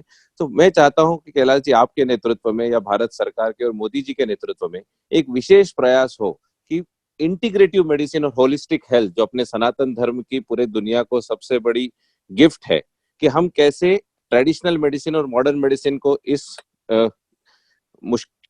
मुश्किल समय में साथ में काम करने दें, एक अच्छा अवसर दें, और उसमें भारत सरकार भी कुछ इन्वेस्ट करे, क्योंकि जब दोनों चिकित्सा पद्धति साथ में आएगी तभी ये कोरोना वायरस और इस जैसे की गंभीर समस्याओं का अभी समाधान होगा और आगे आने वाली समस्याओं का भी समाधान होगा। तो उसमें मैं चाहता हूं कि आपका थोड़ा गाइडेंस रहे, भारत सरकार का गाइडेंस के साथ साथ इन्वेस्टमेंट रहे, सो दैट ट्रेडिशनल मेडिसिन और मॉडर्न मेडिसिन साथ में आकर इस प्रकार की समस्याओं को सॉल्व कर सके। तो उस पर हम आपके विचार जानना चाहते हैं कैलाश। अमित, बहुत अच्छा प्रश्न किया तुमने। देखिए, अभी तक कोरोना का कोई वैक्सीन नहीं है और सब लोग प्रयोग ही कर रहे हैं। तो आज हम मानव शरीर एक प्रयोगशाला बन गया। कोई मेडिसिन एलोपैथी में नहीं है, पर एक उसका अल्टरनेट है कि आप इम्यूनिटी पावर बढ़ाइए, पेशेंट का भी बढ़ाइए। तो अभी माननीय प्रधानमंत्री जी के नेतृत्व में आयुष विभाग ने एक एडवाइजरी जारी की है कि आप एलोपैथी ट्रीटमेंट देते देते ये मेडिसिन है भारतीय आयुर्वेद के अंदर, आप इसको दे सकते हैं। आपकी जानकारी के लिए बता दूं, एम्स लखनऊ, एम्स दिल्ली, इंदौर के सारे हॉस्पिटल्स के अंदर जितने भी कोविड के पेशेंट हैं, हम उनको हल्दी का दूध दे रहे हैं, हम उनको च्यवनप्राश दे रहे हैं, हम उनको काढ़ा दे रहे हैं जिसमें दालचीनी है, गुलैया है और ये 3-4 चीजों का काढ़ा दे रहे हैं। ये पहली बार हुआ, मैंने जब से होश संभाला है, जब से एलोपैथी हॉस्पिटल के अंदर कभी इस प्रकार आयुर्वेदिक दवाओं का इस्तेमाल नहीं होता था। पर फर्स्ट टाइम मोदी जी ने कहा कि ये प्रारंभ करिए और आयुष विभाग ने बकायदा एडवाइजरी जारी की कि आप इस प्रकार काढ़ा बना सकते हैं, इस प्रकार हल्दी का दूध दे सकते हैं, इस प्रकार अजवान, हल्दी, दालचीनी, इसका एक काढ़ा बनाकर दे सकते हैं, हल्दी, इन सब का एक काढ़ा बना के दे सकते हैं। ये सब अब दे रहे हैं। तो मुझे कहते हुए बहुत फक्र है, ये बहुत मुझे प्रसन्नता है कि आपने प्रश्न बड़ा अच्छा पूछा है। पूरी राइट समय है कि हम अपनी चिकित्सा पद्धति, अपने योग, अभी यहाँ पर हम सुबह सुबह सारे पेशेंट्स को गार्डन में लाकर प्राणायाम करा रहे हैं, सूर्य नमस्कार करा रहे हैं। उसमें बहुत सारे मुस्लिम लोग हैं, वो भी कर रहे हैं।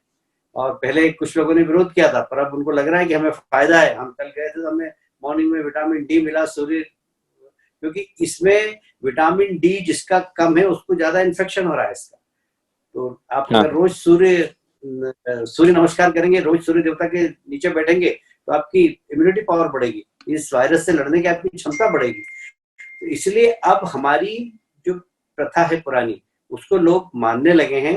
भारत में मोदी जी ने बहुत अच्छा काम किया कि इसको हॉस्पिटल में लागू करने के लिए कह दिया है। तो सब दूर सारे पेशेंट्स को च्यवनप्राश, हल्दी का दूध, काढ़ा, एलोपैथी मेडिसिन के साथ ये सब भी दिया जा रहा है। और ये मैं समझता हूँ कि आगे एक फ्रूटफुल निर्णय की तरफ पहुंचे। बढ़िया। कैलाश जी, पिछले बार आपको क्वेश्चन करते करते इंद्रनील दा, जो डॉक्टर ने चिट्ठी लिखा था, उसका क्वेश्चन हो नहीं पाया था, कनेक्शन का कोई प्रॉब्लम हो गया। इंद्रनील दा, आप हो लाइन पे?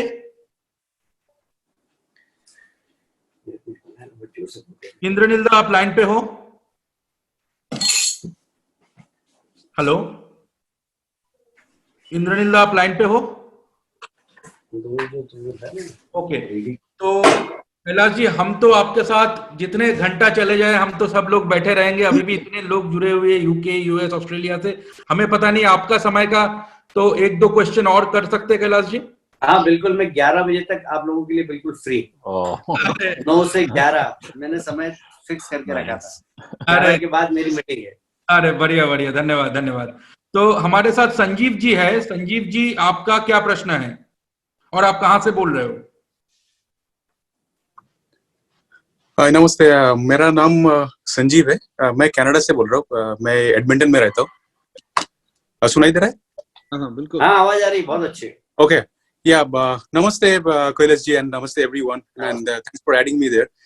तो मेरा एक्चुअली मेरा घर वेस्ट बंगाल में है, कैनिंग में है एक्चुअली, इंटीरियर में, रिमोट एरिया में। तो काफी चीज मैंने देखा है, बहुत ध्यान से मैं आप बाकी सब क्वेश्चंस वगैरह सुन रहे थे। उधर एक्चुअली जितना सेंट्रल स्कीम का पैसा जाता है, काफी कुछ चीज जाता है, उसको नाम चेंज करके अपना तृणमूल का लोग अपना नाम डाल के या कुछ नहीं बोल के, मतलब ऐसा करके दिखाता है कि वो अपना टीएमसी का लोग ही सब पैसा दे रहा है, ममता बनर्जी का गवर्नमेंट ही सब पैसा दे रहा है। तो इसमें जो इम्प्रेशन बाकी लोगों के ऊपर जाता है, because they are from very remote गांव का लोग है, इतना ज्यादा इंफॉर्मेशन उनके पास नहीं है। तो इसमें प्रॉब्लम ये होता है कि पैसा आता है या कुछ भी स्कीम का कुछ भी जो सब कुछ आता है सेंट्रल से, जो जो चीजें सेंट्रल से आता है, लेकिन उसका नाम या सब फायदा ये लोकल गवर्नमेंट का हो जाता है। ऊपर से आधा पैसा खा जाता है जो अपना जो पंचायत का नेता लोग, लोकल नेता लोग है। तो इसमें मतलब ये ऐसा चलते जा रहा है। और लोकल धीरे धीरे जो बीजेपी का जो कमिटी वगैरह बन रहा है उधर, they are not I mean that much strong. उसमें क्या प्रॉब्लम हो रहा है, थोड़ा बहुत अगर मीटिंग होता है तो जाके ये मुस्लिम, उधर मुस्लिम थोड़ा ज्यादा रहे और टीएमसी का लोग उसके साथ जोड़ के जाके उसको मारता है, सीधी सी जाके मारता है। तो इसलिए मतलब उधर इतना मुश्किल है। मेरा पापा, मेरा भैया, सब इस मेरा पूरा फैमिली उधर है। तो इसमें मतलब आई डोंट नो क्या कर सकते हैं इसमें। ये जो स्कीम नाम चेंज करके दूसरा नाम पे करते, इसके लिए आप लोग क्या सोचते हैं? डेफिनेटली आप इतना एक्सपीरियंस्ड है, आपको तो कुछ ना कुछ तो आप सोच के रखे। बस मेरा यही क्वेश्चन है। देखिए क्या होता है कि केंद्र सरकार की कोई भी स्कीम होती है वो मैचिंग ग्रांट के आधार पर होती है, उसमें राज्य सरकार का भी कुछ हिस्सा होता है। तो जैसे 75% केंद्र सरकार मिलाती है, 25% राज्य सरकार मिलाती है। तो साधारणतः दोनों के साथ ही मिलता है। तो कोई भी राज्य ऐसा करता नहीं है। प्रधानमंत्री आवास योजना के नाम से अगर है तो फिर प्रधानमंत्री आवास योजना ही होती है। पर ममता जी कहती 25% मेरा इसमें, मैं प्रधानमंत्री का नाम तो रखूंगी, वो अपना नाम बदल देती है और अपने नाम से स्कीम चालू करती है। केंद्र सरकार इस छोटे छोटे विषय पे राज्य सरकारों से झगड़ना नहीं चाहती। और ये बात बिल्कुल सही है, और उसका दुष्प्रचार भी करते हैं वो लोग, जबकि पर अब संजय भाई थोड़ा सा electronic media, mobile, Android phone ये नीचे तक पहुंच गया है। अब लोग समझने लगे हैं कि ये राज्य सरकार गड़बड़ कर रही है। जैसे अभी मोदी जी ने प्रति घर, प्रति व्यक्ति 5 किलो अनाज फ्री देने का घोषणा की हर महीने के लिए। तो एक घर के अंदर 25 किलो अनाज फ्री में मिलना चाहिए। वो नहीं दे रहे हैं तो लोग सड़क पर आ गए, छोटे छोटे बस्ती गांव के लोग सड़क पे आ गए। तो अब जो इलेक्ट्रॉनिक मीडिया है ये बहुत शक्तिशाली हो गया, सोशल मीडिया बड़ा अच्छा हथियार हो गया, ये नीचे तक बात पहुंचा रहा है। और इसीलिए ममता जी एकदम डिफेम हुई। अभी टाइम्स नाउ में आपने देखा होगा 6% लोगों ने सिर्फ उनकी प्रशंसा की कि वो कोरोना के लिए अच्छी लड़ाई लड़ रही है। तो ये एक हम लोग अब जहां तक कहीं जहाँ बहुत बड़ा खतरनाक इलाका है, मुझे याद है हम चुनाव में सभा करने गए थे, तो वहां सभा की परमिशन दे दी, किंतु कोई टेंट लगाने को तैयार नहीं, कोई मजदूर वहां पर काम करने को तैयार नहीं। हमें 200 किलोमीटर दूर से टेंट लाना पड़ा, 200 किलोमीटर दूर से मजदूर लाना पड़ा, और हमने अमित भाई की सभा की थी। वो इलाका थोड़ा सा, आप बड़े टफ इलाके में रहते हैं मुझे मालूम है, पर अब धीरे धीरे देखिए, जब भी कोई आपको चेंज लाना है तो उसमें आपको सेक्रीफाइस करना पड़ता है, आपको कुछ खोना पड़ता है।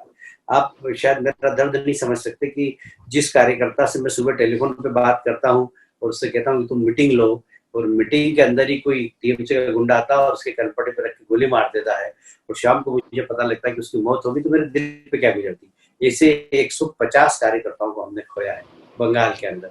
ये लड़ाई डेमोक्रेसी के अंदर हमें लड़ना पड़ेगी, और हमें विश्वास है कि सब लोगों की वेल विशेष और अच्छे काम की सत्य की जीत होती है, पर उसके में कुछ हमें भुगतान करना पड़ता है, तो हम भुगतान कर रहे हैं। पर आगे बंगाल पे आपका कब्जा होगा, मैं आपको संजीव विश्वास दिलाता हूँ। इंद्रनील दा, बढ़िया कैलाश जी, धन्यवाद, इतना अच्छे से बताया आपने। इंद्रनील दा, अभी आप हो? हाँ जी, हैं। बढ़िया बढ़िया, फाइनली आपको मिला, आप पूछिए। मैं हूँ, ऑनलाइन हूँ। क्वेश्चन पूछिए इंद्रनील दा कैलाश जी को। प्रणाम कैलाश जी, मैं doctor Indranil Basu, MD medicine, मैं आरोग्य भारती का असम प्रांत अध्यक्ष हूँ सर। मैं वाराणसी में रहता हूँ सर। मैं ये कहना चाहता हूँ कि वाराणसी में 2.5 लाख बंगाली हैं, बसते हैं, और इसी तरह कई अन्य शहर हैं उत्तर प्रदेश में और भारत में भी और विदेशों में, जिसमें कई लाखों बंगालियों का निवास है। तो क्या ऐसा हम नहीं कर सकते कि जिन जिन शहरों में 1 लाख से ज्यादा बंगालियों की आबादी है पश्चिम बंगाल के बाहर, वहां पर हम लोग बीजेपी फॉर बंगाल का एक यूनिट स्थापित करें, ताकि यहाँ की जो बंगाली जनता है वो पश्चिम बंगाल की जनता को इन्फ्लुएंस करे और ममता जी के खिलाफ आवाज उठाने के लिए प्रेरित करें। डॉक्टर इंद्रनील, बड़ा अच्छा आपने सुझाव दिया है। हमने ऐसे प्रयास किए हैं अनेक स्थानों पर, दिल्ली में किए हैं, मुंबई में किए हैं, और इंदौर में भी हमने फ्रेंड्स ऑफ बीजेपी यहाँ पर बनाया है। यहाँ पर भी कम से कम 10-15 हजार बंगालीज रहते हैं, पर उसमें कुछ ऐसे लोग भी हैं जो सीपीएम से जुड़े हुए लंबे समय से, वो इसका विरोध भी करते हैं। और उन्होंने सिलीगुड़ी के मेयर अशोक भट्टाचार्य जी को उनको बुलाया भी था। तो बंगाली सारे 100% हमारे साथ ऐसा नहीं है। दिल्ली में भी कांग्रेस के साथ भी है, सीपीएम के साथ भी, पर हमारे साथ बड़ी संख्या में। मुंबई में हमने ऑर्गेनाइजेशन खड़ा किया, वहां पर भी सीपीएम के भी लोग हैं, कांग्रेस के भी लोग, पर हमारे साथ बड़ी संख्या में मुंबई में।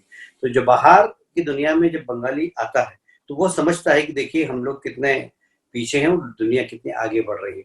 तो लोग हमारे साथ आ रहे हैं। जैसे बनारस में है कि नहीं मुझे जानकारी नहीं, पर बंगाल का और मुंबई का और दिल्ली का तो मुझे मालूम है। इंदौर का, क्योंकि मैं इंदौर में रहता हूँ और लोगों के बीच में काम करता हूँ, तो इंदौर का मुझे मालूम है। पर बाकी जगह भी आपका सुझाव बहुत अच्छा है।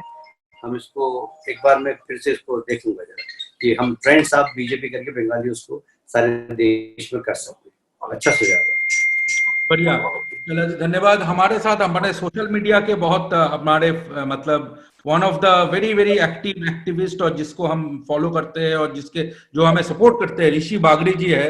ऋषि बागरी जी, आपका क्या क्वेश्चन है? सर प्रणाम करता हूं सर, आपको बहुत अच्छा लगा आपको देखकर यहाँ पर, और आशा करता हूं कि सर आप कुशल मंगल होंगे। आप बहुत अच्छा काम कर रहे हैं इंदौर में, आपका सोशल मीडिया से देखते हैं हम लोग, और बहुत इंस्पायरिंग है। जैसे आप डॉक्टर लोग के साथ खुद पर्सनली उस हालत में जाकर मीट करके आए जब इंदौर में बहुत हाई लेवल पे कोरोना था और काफी कंट्रोल भी किए।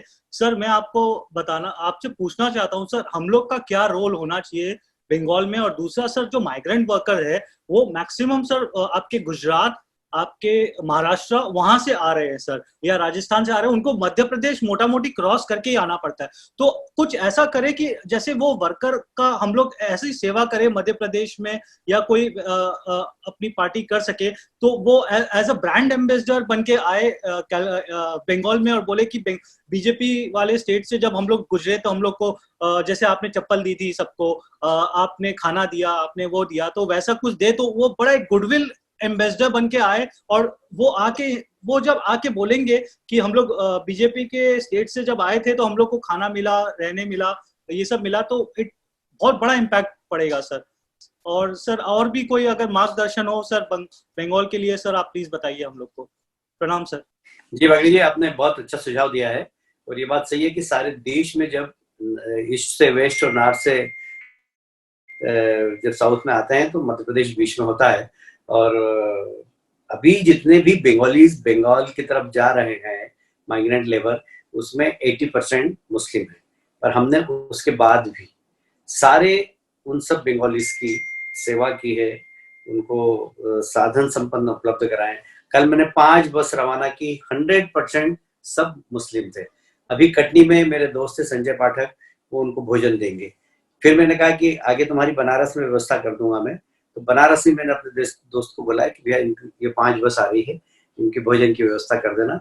सब ईद के कारण वहां ज्यादा जा रहे हैं, पर हम इसमें अभी जाति धर्म नहीं देख रहे हैं। बंगाली कोई भी दिखता है उसके बरोबर। मैंने अभी तेलंगाना से भेजे, वो भी सब मुस्लिम थे। आंध्र प्रदेश से भेजे, वो सब हिंदू थे, पुरलिया के, उन लोगों को भी भेजा। पर हमें जाति और उसकी बात नहीं कर रहा हूँ, मैं तो बता रहा हूँ कि हम तो सबकी सेवा कर रहे हैं। जो भी बंगालियों पे जो भी लेबर है देश भर में, हम सबकी सेवा कर रहे हैं। पर बंगालियों का मैं विशेष रूप से ध्यान करता हूँ। मैंने कलेक्टर को बोल रखा है कि बंगाली की आपकी जब भी कोई परमिशन आए तो मुझे बता दीजिएगा, मैं उनसे पर्सनल कॉन्टेक्ट करूंगा। तो उनकी गाड़ी में मैं आपके यहाँ कलकत्ता के अंदर जो मुड़ी मिलती है, मुड़ी, तो मुड़ी के बोरे रखवा देता हूँ, तो सेवा रखवा देता हूँ उनके बसों के अंदर, उनके ट्रक में, जिससे कि रास्ते में उनको, क्योंकि अब ढाबे में सब बंद है, जब इतने 3 दिन के अंदर पहुंचेंगे तो उनको खाने पीने का कुछ चाहिए, तो रास्ते में जहाँ व्यवस्था होती है वहाँ हम करवा रहे हैं। और अच्छा सुझाव, और हम सब मिलकर आगे बढ़ेंगे। और आप तो सोशल मीडिया के बहुत बड़े खिलाड़ी हैं, तो आप तो काम करते ही हैं, और हम लोग फिर से एक बार बैठकर कैसे और इस मिशन को आगे बढ़ाएं, ऋषि, हम कलकत्ता में बैठेंगे और आगे प्लान करेंगे। Thank you. बढ़िया बढ़िया। तो कैलाश जी आप धन्यवाद। आपके लिए नेक्स्ट क्वेश्चन उर्मी जी से है। उर्मी जी आपका उर्मी जी यूएस में, ईस्ट कोस्ट में रहते थे, बाकी दुनिया में भी रहा है, कलकत्ता से भी जुड़े हुए। उर्मी जी आपका क्या प्रश्न है कैलाश जी के लिए? प्रणाम कैलाश जी, मेरा प्रश्न ये है कि आप तो जानते हैं कि बंगाल में भाजपा को जीतने के लिए बंगालियों के वोट से ही जीतना पड़ेगा जी। तो आप ये सोशल मीडिया का जिसको रखा है उज्जवल परेख, ये आप कल्चरली कैसे अलाइन करेंगे बंगालियों के साथ? रविंद्र संगीत, रविंद्र जयंती, ये film festivals, poetry festivals, use of Bengali language, ऐसा कोई रोड मैप है? ये ऐसा कोई प्लान है? जैसे कि कैलाश जी अगर कभी रविंद्र संगीत गाए तो लोग पूरा एकदम मोहित हो जाएंगे, क्योंकि आप जब भजन गाते हैं तो मतलब कि क्या बताए कि उसका एक्सपीरियंस और तजुर्बा ही कुछ अलग होता है। तो ऐसा कोई रोड मैप है भाजपा के पास? हाँ है, हम लोगों का एक सांस्कृतिक ग्रुप भी है, इंटेलेक्चुअल ग्रुप भी है, और आप जानते हैं काफी लोगों को उसमें, रूपा जी भी हैं, बाबुलदा भी हैं। तो इस प्रकार के आयोजन हम करते रहते हैं। और पिछले दिनों हमने जो फोक सिंगर हैं उन लोगों का कंपटीशन करवाया था, और 2 दिन तक चला वो। तो पूरे बंगाल के फोक सिंगर, डांसर, वो सब आए थे, और मुकुल्ला ने उसको लीड किया था। और 2 दिन तक वो कार्यक्रम चला, लगभग उसमें 15,000 लोग 2 दिन के अंदर आकर और मिलकर गए। तो इस प्रकार के हम कार्यक्रम करते रहते हैं। हमारा एक विंग है जो सिर्फ बीजेपी का सांस्कृतिक विंग है, वो इसमें काम करता है। अभी जैसे रविंद्र जयंती गई, नवीन जयंती पे भी एक हमने, क्योंकि अब कार्यक्रम तो कर नहीं सकते थे, तो ऐसे ही सोशल मीडिया पे एक कुछ 2-4-5 सिंगरों के हमने सोशल मीडिया में एक दूसरे से शेयर किए। तो बंगाल की तो पहचान ही कला और संस्कृति की है, देखिए। और हम इस दिशा में कोशिश करते हैं कि ज्यादा से ज्यादा लोग जुड़ें, पर सरकार के भय से जो बड़े आर्टिस्ट हैं, बड़े कलाकार हैं, वो हमसे बात करते हैं पर हमारे कार्यक्रम में नहीं आते, पर जो मिडिल क्लास के हैं, जो छोटे हैं, वो आते हैं और बहुत एंजॉय करते हैं। बढ़िया बढ़िया कैलाश जी, बहुत बढ़िया। कैलाश जी, नेक्स्ट क्वेश्चन आपके लिए है स्नेहल पांड्या जी का। स्नेहल जी, आप अगर बताएं आप कहाँ से बोल रहे हैं और आपका क्वेश्चन क्या है कैलाश जी के लिए। नमस्कार कैलाश जी, मैं स्नेहल पांड्या, मैं कनाडा टोरंटो एरिया से हूँ। मैं वेस्ट बंगाल का जितने भी इलेक्शन हुए मैंने काफी फॉलो किए हैं, बट अगले इलेक्शंस, स्टेट इलेक्शंस जब आएंगे तो मेरे को एक प्राइमरी क्वेश्चन ये है कि I mean basically TMC has inherited जितने भी गुण है या अवगुण है सब CPI और CPM के गुण है, उनके वायलेंस की वजह से वो इलेक्शन जीतते हैं। And this time also in state elections वो वायलेंस के बेसिस पर वो उनका पलड़ा भारी रहता है। तो आप इस मामले में आप क्या मतलब रणनीति अपनाएंगे कि वायलेंस की सामने हम फेस करके हम क्या इलेक्शन नॉन वायलेंस से जीत पाएंगे, कि हमें भी मतलब as a BJP as an organization should actually adopt violence based strategy? देखिए पंड्या जी, बहुत साफ तो इस पे नहीं मैं बोल पाऊंगा, पर इतना जरूर है कि कांटे से ही कांटा निकलता है। हम यदि सिर्फ शराफत से राजनीति करेंगे तो हम इतना विस्तार नहीं कर पाते वहाँ पर। तो हम लोगों ने वहाँ पर हमारा ताकतवर नौजवानों का ग्रुप भी बनाया, पहली बात। दूसरी बात, दो प्रकार के इलेक्शन होते हैं, एक लोकल बॉडीज के इलेक्शन, एक स्टेट और पार्लियामेंट के इलेक्शन। लोकल बॉडीज के इलेक्शन स्टेट इलेक्शन कमीशन करता है, जिसपे पूरा होल्ड राज्य सरकार का होता है। पर असेंबली इलेक्शन और पार्लियामेंट इलेक्शन में वह इलेक्शन कमीशन ऑफ इंडिया कराता है। उसमें हम लोग, चूंकि सरकार भी अब हमारी है, तो हम वहां से सेंट्रल फोर्स को ज्यादा मंगवाते हैं और वो सेंट्रल फोर्स पूरा उसको हर पोलिंग बूथ पे लगाकर और उसमें हमारी मदद हो जाती है। यदि वो सेंट्रल फोर्स नहीं होता, इस लोकसभा इलेक्शन में हम 8 सीट भी नहीं जीत पाते। पूरा वो पोलिंग बूथ पे कब्जा कर लेते। हमारे पास इतना मैन पावर अभी शक्तिशाली नहीं। कुछ जगह हमारे कार्यकर्ता हमने बड़े दमदार खड़े कर दिए हैं, पर पूरे प्रदेश में नहीं है। तो हम 8-10 सीट से ज्यादा नहीं जीत पाते, पर चूंकि सेंट्रल फोर्स था इसलिए हम 18 सीट जीते। और हम 4-5 सीट हारे भी तो उनकी गुंडागिर्दी के कारण ही हारे, क्योंकि उन्होंने सेंट्रल फोर्स को भी चिंता नहीं की और उन्होंने गुंडागिर्दी की है। पर ये आपने विषय बिल्कुल सही उठाया है कि बंगाल के अंदर हिंसक राजनीति है, और हिंसक राजनीति के कारण बहुत परेशानी का सामना हमें करना पड़ता है। जैसे मैं उसको रिपीट नहीं करना चाहता बार बार कि हमने 150 कार्यकर्ताओं को खोया है, पर इनका बलिदान बेकार नहीं जाएगा। आने वाले विधानसभा चुनाव में हम सेंट्रल फोर्स, क्योंकि पूरे देश में चुनाव होगा नहीं, 2-3 राज्यों में चुनाव होंगे, उस वक्त उनके पास सेंट्रल फोर्स भी काफी बड़ी संख्या में होगी। तो हम 2-3-4 चरणों में उनको सुझाव देंगे कि 4 चरणों में आप चुनाव कराइए और सेंट्रल फोर्स वहां पर लगाइए। सेंट्रल फोर्स लगेगा तो गुंडागिर्दी कम होगी, और कुछ जगह गुंडागिर्दी का सामना हमारे कार्यकर्ता करने में सक्षम है। बढ़िया बढ़िया। कैलाश जी, एक प्रश्न मेरे तरफ से है जो हम लोग सुनते रहते हैं। कैलाश जी, बहुत आपको पता है कि बंगाल के साइकिक में सौरभ गांगुली दादा का एक बहुत बड़ा, सिर्फ बंगाल नहीं बोलूंगा पूरा भारत में, तो सबका हम जब ये प्रश्न आता है कि हम सुनाई भी हमें दिया था कि गांगुली जी शायद भाजपा ज्वाइन करे और क्या ये सब, और ये क्वेश्चन सबका है। कैलाश जी, इस एंगल में हमें कुछ पॉजिटिव न्यूज मिलेगा क्या? देखिए, आपने ऐसा प्रश्न पूछ लिया। मैं क्रिकेट से काफी जुड़ा हुआ हूँ और जब उनकी कैप्टनशिप भी देखी है, मैं उनके सौरभ दा क्या निर्णय करने में थोड़ा स्लो है। वो पता नहीं क्यों निर्णय नहीं कर पाते। वो दिल से मोदी जी को चाहते हैं, दिल से बीजेपी को चाहते हैं, पर निर्णय नहीं कर पाते। और थोड़े से वहां पर जो एक अभी पंड्या जी ने जिस प्रकार कहा कि वहां पर हिंसा है, उससे डरते भी हैं कि यार मैं राजनीति में आ जाऊं तो ऐसा नहीं हो कि परिवार परेशान हो जाए, ऐसा वो सोचते हैं। क्योंकि हमारे मित्र हैं बहुत सारे बीजेपी में। एक बार मैंने चेतन शर्मा को बोला, चेतन शर्मा ने पर्सनल उनसे बात की। चेतन शर्मा का बड़ा सम्मान करते हैं। बोले यार बंगाल में राजनीति करना बहुत मुश्किल है, मैं परेशान हो जाऊंगा, दूसरी जगह से कर सकता हूँ।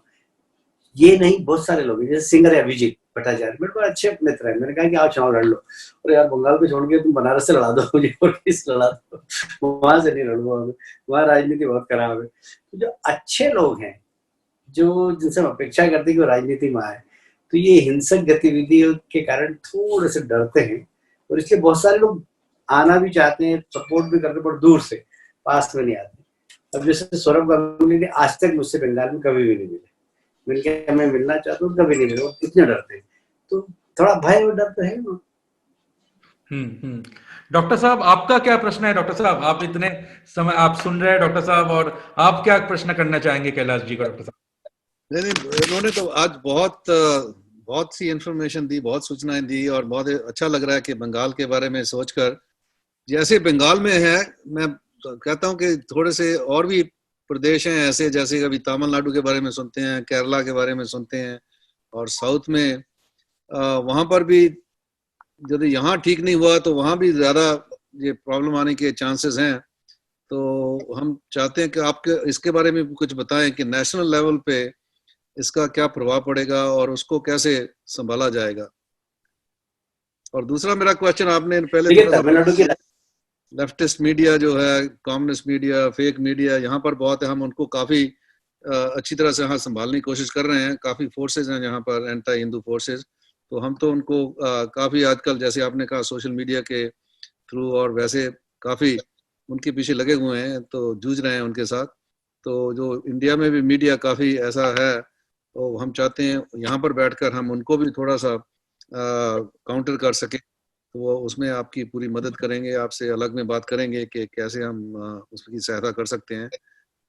तो जैसे आपके दूसरे प्रदेश हैं, वहाँ पर भी यदि मीडिया के थ्रू सब जगह पहुँच जा पाए तो वो एक होता है, दूसरा एजुकेशन के थ्रू होता है, बाकी धर्म प्रचार, सनातनी, जैसे हमने कहा, ये 3-4 चीजें हमने कही हैं। इसके अलावा और बताइए कि और क्या इसमें हम शामिल करें अमेरिकन फॉर हिंदूज में, क्योंकि अमेरिकन फॉर हिंदूज सिर्फ हमें राजनीति ही नहीं करनी, सिर्फ हमें अपने लोगों को जहाँ इलेक्शन ही नहीं लड़ाना, उसमें थोड़ा सनातन पर लाकर, एजुकेशन ला के और मीडिया को चेंज करके दूसरे लोगों को भी बदलना बहुत जरूरी है, सिर्फ अमेरिकन को नहीं। जैसे यहाँ तो कहते हैं घर वापसी, ये वो, इनका कोई ज्यादा मतलब नहीं है, एक एक करके कुछ नहीं हो सकता, पर पूरा मीडिया के साथ इन सबको बदला जाए तो बहुत अच्छा लगेगा। तो इसके बारे में आप थोड़ा 1-2 विचार रखें। देखिए, दो तीन प्रश्न आपने पूछे, केरल का, तमिलनाडु का, और ये सब। जैसे तमिलनाडु की राजनीति, जो आपको शायद उसका इतिहास मालूम हो, तो वहाँ एंटी हिंदू, एंटी हिंदी से प्रारंभ हुई। तो डीएमके, एडीएमके, इन सब लोगों ने शुरुआत ही एंटी हिंदू से चालू की वहाँ।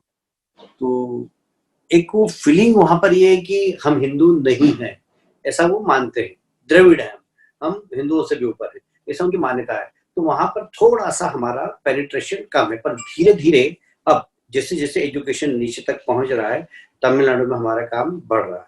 तमिलनाडु में कल हमारा अच्छा, ऐसा हमें लगता है, क्योंकि जिस तेज गति से वहां पर हमारा काम बढ़ रहा है, तो हमें लगता है कि कल तमिलनाडु में हम पहुंच जाएंगे अच्छी जगह पर। हमारे लिए चुनौती है, क्रिश्चियंस बड़ा धर्मांतरण हुआ वहां पर, तो क्रिश्चियंस और मुस्लिम्स दोनों मिलाकर लगभग 50% हो जाते हैं, तो इसलिए वहां पर थोड़ी चुनौती है। और मुझे लगता है कि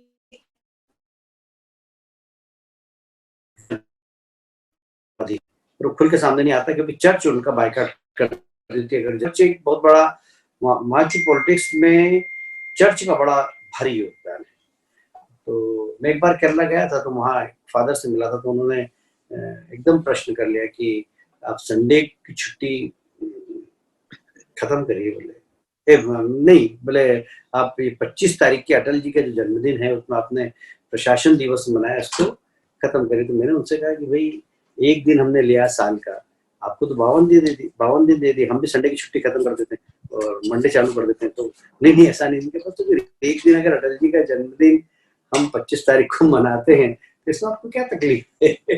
तो वो एकदम वो चुप हो गए। तो वहां पर चर्च पॉलिटिक्स बहुत हावी है, पर चर्च में भी मुझे लगता है कि अब थोड़े से ठीक लोग बाहर आ रहे हैं, इसलिए केरला के अंदर होप है, पर थोड़ी कम है। तमिलनाडु में हमें होप है, पर हम जल्दी वहां पर आगे बढ़ जाएंगे। बंगाल हम बिल्कुल इस बार विधानसभा चुनाव में जीतेंगे। और बाकी नॉर्थ ईस्ट के 2-3 प्रदेश और हैं, जैसे नागालैंड हुआ, मिजोरम हुआ, यहाँ पर एकदम धर्मांतरण बहुत ज्यादा हो गया है, तो यहाँ थोड़ा सा संघर्ष करना पड़ेगा। और अब जब मुझे बड़ा होप है मोदी जी के नेतृत्व में बहुत सारे काम होंगे, भगवान ने उनको स्पेशली गढ़ा है कुछ, तो इन सब चीजों में कुछ इंटरनल बातें हैं जो मैं सार्वजनिक नहीं करना चाहूंगा, पर इन सब क्षेत्रों में काम चल रहा है और अच्छा पेनिट्रेशन। आपने एक मीडिया की बात कही है, मीडिया हमारे लिए चैलेंज है, और सीपीएम ने बहुत ही तरीके से पूरी दुनिया के अंदर अपने लोगों को पत्रकारिता में घुसेड़ा। जैसे आपके अमेरिका के जितने भी अखबार है, वॉल स्ट्रीट पढ़ता हूँ तो भारत को क्रिटिसाइज करते हैं, न्यूयॉर्क टाइम्स पढ़ते हैं, भारत की 12 बजाते हैं, जो नहीं है वो भी वहां पर छपता। मुझे लगता है कि इतना बड़ा देश, इतना बड़ा अखबार और कितनी झूठ बात लिख रहा है, तो ऐसे अखबारों को क्या हम वहां पर बैठकर कंडेम कर सकते हैं ईमेल के द्वारा कि आप ये गलत लिख रहे हैं, आप ये गलत भारत को बदनाम कर रहे हैं, ऐसा आप लोग का ग्रुप कर सकता है क्या? ऐसा करिए थोड़ा सा, क्योंकि मैं वॉल स्ट्रीट वगैरह जब पढ़ता हूँ तो मुझे कभी कभी यहाँ पर गुस्सा आता है, इतना अनर्गल, इतना झूठ, इतना असत्य छापते हैं। अब दुनिया के बड़े बड़े अखबार है, ये इस प्रकार गुमराह करेंगे, तो मैं समझता हूँ आप लोग वहां पर बैठकर इन लोगों को थोड़ा सा करना चाहिए, ऐसा नहीं हमने जानकारी ली आपकी न्यूज गलत है, तो कम से कम वो थोड़ा सा छापने के पहले सोचेंगे कि भाई भारत में रहने वाले भारतीय इस चीज का विरोध करते हैं, तो ये भूमिका कर सकते हैं कि आप लोग सोचिए इसके होंगे। मैं ये नहीं चाहता कि मैं कोई सुझाव दे के आपको संकट में डालूं, पर जब भी कोई अमेरिका के अखबारों में, न्यूयॉर्क टाइम्स हुआ, वॉल स्ट्रीट बहुत ज्यादा लिखता है, तो जब भी इस प्रकार की न्यूज लिखे जिसमें भारत की बदनामी हो रही है, तो वहां बैठे हुए भारतीय कम से कम वॉशिंगटन पोस्ट लिखता है ज्यादा, एक न्यूयॉर्क टाइम्स और वॉशिंगटन वॉल स्ट्रीट जर्नल नहीं, वॉशिंगटन पोस्ट, ये जो अपना वॉशिंगटन पोस्ट जेफ बेजोस का है जो, तो ये सब लिखता, तो आप लोग थोड़ा सा अगर आप करेंगे तो थोड़ा सा लगे, उनके पीछे लग गए अब तो। आप ईमेल भेजिए उनको कि गलत है, बिल्कुल गलत है, आप बदनाम कर रहे हैं भारत। बढ़िया बढ़िया, धन्यवाद कैलाश जी। डॉक्टर साहब, नेक्स्ट क्वेश्चन कैलाश जी आपके लिए न्यूयॉर्क से सुमंदा कर रहा है, सुमन घोष जी। सुमंदा, आपका क्या क्वेश्चन है? नमस्ते कैलाश जी, नमस्ते रमेश जी, और बहुत धन्यवाद जुदाजीत। देखिए, बंगाल लेके सारे जो अभी परिस्थितियां हैं वो लेके काफी चर्चा हुआ। मैं थोड़ा अपना जो पॉलिसी है, अपना जो ग्लोबल जो पहचान है, उसके थोड़ा डीप में जाना चाहता हूं। कहीं थोड़ा एक आध पॉइंट मैं टच करना चाहता हूं जो थोड़ा चिंतन का जगह है। एक है कि देखिए, बाबा साहेब अंबेडकर से लेकर स्वामी विवेकानंद, रविंद्रनाथ, सारे ने अपना सुझाव दिया है कि इस्लाम ऐसा एक धर्म है जो उम्मा के ऊपर चलता है, उसका कोई नेशनहुड नहीं है। जैसे कि लेफ्ट फ्रंट का होता है, सीपीएम का या कम्युनिज्म का होता है, there is no nation state, उम्मा का भी वही हाल है। तो इसीलिए भारतवर्ष में 20-30 करोड़ जितना भी मुसलमान है, वो कभी भी ना 70 सालों में सोचा है, ना आगे चलकर भी कभी अपने भारत को मातृभूमि कभी नहीं सोचेगा। इसीलिए वो वंदे मातरम नहीं कह सकता है, वो मां नहीं कहेंगे कभी, ये हम लोग जानते हैं। दूसरी बात है कि जो ये जो हलाल का जो अभी मुद्दा आया है, इसीलिए लेके जुदाजीत से लेके सारे टीम वाले बहुत लड़ रहे हैं, तो इसका भी हम लोग परिणाम देखना चाहते हैं कि हम लोग कंस्ट्रक्टिव वे में, जैसे कि हम जानते हैं बिहार में हमारे गरीब तबके के जो हिंदू है, वो बेचारा थोड़ा सा क्या हरा झंडा उठा दिया तो उसको तोड़ फोड़ पुलिस ने उठा के लेके चला जाता है, जबकि हम देश में 78% है, तब हमारे ऊपर ये होता है। सारे दुनिया में यही हालत है। तीसरी बात है कि हम सोचते हैं कि जैसे कि मोदी जी बोलते हैं कि सबका विश्वास जीतना है। मैं दावे के साथ कह सकता हूं, सबको मैंने मेरा सम्मान देते हुए, मोदी जी को भी हमारा सम्मान देते हुए, आप मुसलमान का विश्वास कभी नहीं जीत पाएंगे। आप कुछ भी कर लीजिए, आप पानी में उतर जाइए, अब इस्लाम का विश्वास आप कभी नहीं जीत पाएंगे, क्योंकि उसका उम्मा छोड़ के वो दुनिया में कुछ नहीं करेगा। एज लॉन्ग एज, क्योंकि बांग्लादेश में मेरा काफी जान पहचान है, as long as the state head is not a Muslim guy, वो कभी बात नहीं सुनेंगे। इसीलिए there were lot of articles जो why Muslims in India don't tend to obey Indian laws. वो लोग डैम क्या करता है, जैसे कि पुष्पेंद्र कुलक्षेत्र, मैं जानता हूं, आप सभी लोग उनको जानते हैं, वो लोग कहते रहते हैं कि हम लॉ तो बना देंगे पर you have to be militant enough, नहीं तो हम कितना भी लॉ बनाए, यूनिफॉर्म सिविल कोड करे, तो बच्चे नंबर ऑफ बेबीज के ऊपर पाबंदी लगाए, वो नहीं मानते। वो डैम केयर करके बोलते हैं आई गिव अ डैम, हम तो करेंगे, हम 10 बच्चा पैदा करेंगे, 4 बीवी करेंगे। तो उसके लिए अगर हम मिलिटेंट ना होए तो बड़ा मुश्किल है। ये एक मेरा प्रश्न है। दूसरा है कि इसी माहौल के अंदर मैंने देखा 18-19 में, I think I shared in our group also, जो स्कॉलरशिप दिया गया 2100 करोड़ के आसपास स्कॉलरशिप दिया गया, उसमें 80% गया है मुसलमान के पास, बस 5% आया हिंदू के पास। ये पॉलिसी अगर हम लेके चले तो हमारे जो नौजवान हिंदू है उसके सामने हम क्या मिसाल खड़ा कर रहे हैं। ये मोटा मोटा मेरा प्रश्न था, सारे सब जो चिंतन करना है उसके लिए।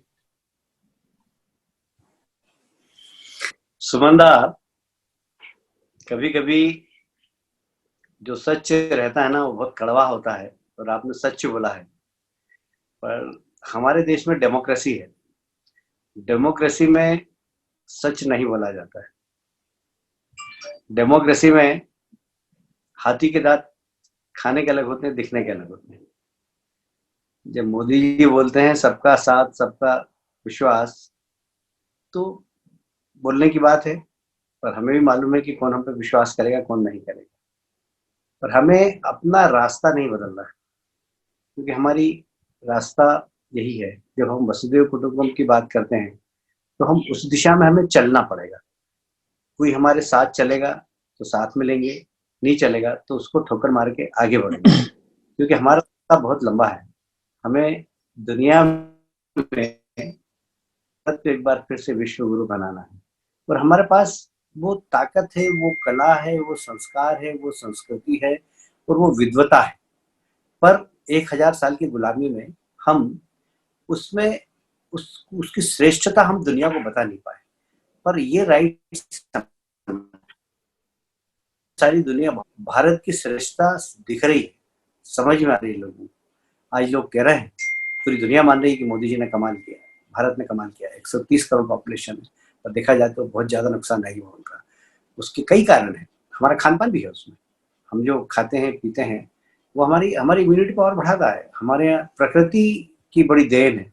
हमारे यहाँ सूर्य नारायण देवता आते हैं प्रतिदिन, करीब करीब देश में सब दूर आते हैं। आपके यहाँ यूएस में कुछ ऐसे राज्य हैं जहाँ पर 2-3 महीने सूर्य नारायण के दर्शन ही नहीं होते हैं। पर ये सब तो प्रकृति, ईश्वर सब हमारे साथ है। एक राइट समय की इंतजार होता है, ये राइट समय मानता हूँ, और इसलिए ये सारे प्रश्नों के उत्तर आपके समय देगा। अभी मैं नहीं दे पाऊंगा, आपको भी कहीं उत्तर नहीं मिलेगा। वो रिस्पेक्ट है, ये सत्य भी जो आपने कहा, ये कटु सत्य है, पर अभी इसका उत्तर नहीं मिलेगा, पर समय इसका उत्तर देगा। और आपको किसी को पकड़कर मंदिर के सामने सिर झुकाना नहीं पड़ेगा। लोग कहेंगे कि हाँ, हमें मंदिर में जाके सिर झुकाना चाहिए। तो इस प्रकार का वातावरण बनने का समय अभी आ गया है। बस हम थोड़ा सा धैर्य से काम लें, संगठित होकर काम लें, आपस में हम लोग नहीं टूटे, आपस में हमें नहीं टूटना चाहिए। मतलब दरअसल क्या है कि हमारे बीच में जयचंद बहुत है। मैं जब वहाँ आया था, कैलिफोर्निया आया था, तो भारतीय सिख वहाँ पर अभी भी प्रदर्शन कर रहे हैं। तो ये जो जयचंद हैं, जो विदेशी ताकतों से, हमारे दुश्मनों से कहीं मदद लेकर और हमारे खिलाफ बोलते हैं। मैंने इतना जहरीला भाषण बाबा साहब अम्बेडकर के परिवार के किसी सदस्य का सुना, इतना जहरीला भाषण था, जबकि वो बिल्कुल सत्यता के एकदम अलग था। अमेरिका में रहते हैं वो, उन्होंने खूब उसको, दुनिया के मीडिया ने उसको बहुत प्रकाशित किया। तो भारत के संस्कार संस्कृति के विरोधी जो लोग हैं, वो बहुत बड़ी ताकत है। वो ताकत आज दुनिया के अंदर सबसे बड़ी है। हमें उन ताकत से लड़ना, किसी एक देश से नहीं लड़ना, वो ताकत पूरी दुनिया के अंदर है, उस ताकत से हमें लड़ना है। इसलिए हम अपने आप को थोड़ा सा बिल्ड करें, हम आपस में संगठित हों, और संगठित होकर इस विचारधारा के ऊपर हमारा कॉन्फिडेंस है, और हम इस झंडे को लेकर चलेंगे दुनिया के सामने। हम लेके चलेंगे, जो हमारे साथ चलेगा उसको साथ में लेंगे, जो नहीं चलेगा उसको ठोकर मार के आगे बढ़ेंगे। इस संकल्प के साथ हमको चलना। बहुत अच्छा, बहुत अच्छा, बहुत अच्छा। जैसे सुमंदा का क्वेश्चन था वैसे ही कैलाश जी का आंसर था। सबका ऊर्जा बढ़ गया होगा ये सुन के। तो हमारा नेक्स्ट क्वेश्चन कैलाश जी आपके लिए है। अभिनव बैनर्जी जी, वो ह्यूस्टन से प्रश्न करना चाहते हैं। अभिनव जी, आप प्लीज पूछिए कैलाश जी को। थैंक्स जुदाजीत भाई एंड नमस्कार कैलाश जी। तो आपसे मेरा ये प्रश्न था कि आज की डेट में आइदर मैं इंडिया में या फिर यूएस में किसी भी प्रो इंडिया या प्रो हिंदू कुछ भी अगर काम करने जाऊंगा, अगर आप ये समझ लें कुछ प्रमोशनल वेबसाइट्स कर रहे हैं या फिर हम कुछ भी प्रो इंडिया या प्रो हिंदू काम करने जाते हैं, तो इमीडिएटली सबसे पहला इम्पैक्ट हमारे पर ये होता है कि हम लोग एकदम से जो प्रो मुस्लिम साइट है या फिर जैसे प्रो बांग्लादेशी या फिर प्रो पाकिस्तानी साइट्स हैं, वो चारों तरफ से हमारे ऊपर अटैक कर देते हैं। एंड में कुछ लोग ऐसे होते हैं जो या तो फिर आप हार मान लेते हो, और कुछ लोग ऐसे होते हैं जो लड़ते हैं कि ठीक है यार अब अपनी बारी है। बट इन द एंड कहने की कोशिश, मैं जो बात कहने की कोशिश कर रहा हूँ कि अगर आप इसमें से किसी भी एक साइड से प्रो हिंदू या प्रो इंडियन कार्य करने जाएंगे तो आप एकदम से घिर जाओगे, और फिर आपके ऊपर या तो आपका जो बिजनेस मॉडल है या फिर आपकी जो साइट्स है वो पूरी हैक हो जाएंगी और आप फिर से शुरुआत करोगे। तो इन मीन्स इसके रिजोल्यूशन के लिए या फिर इन सब चीजों की ओर क्या गवर्नमेंट ध्यान दे रही है?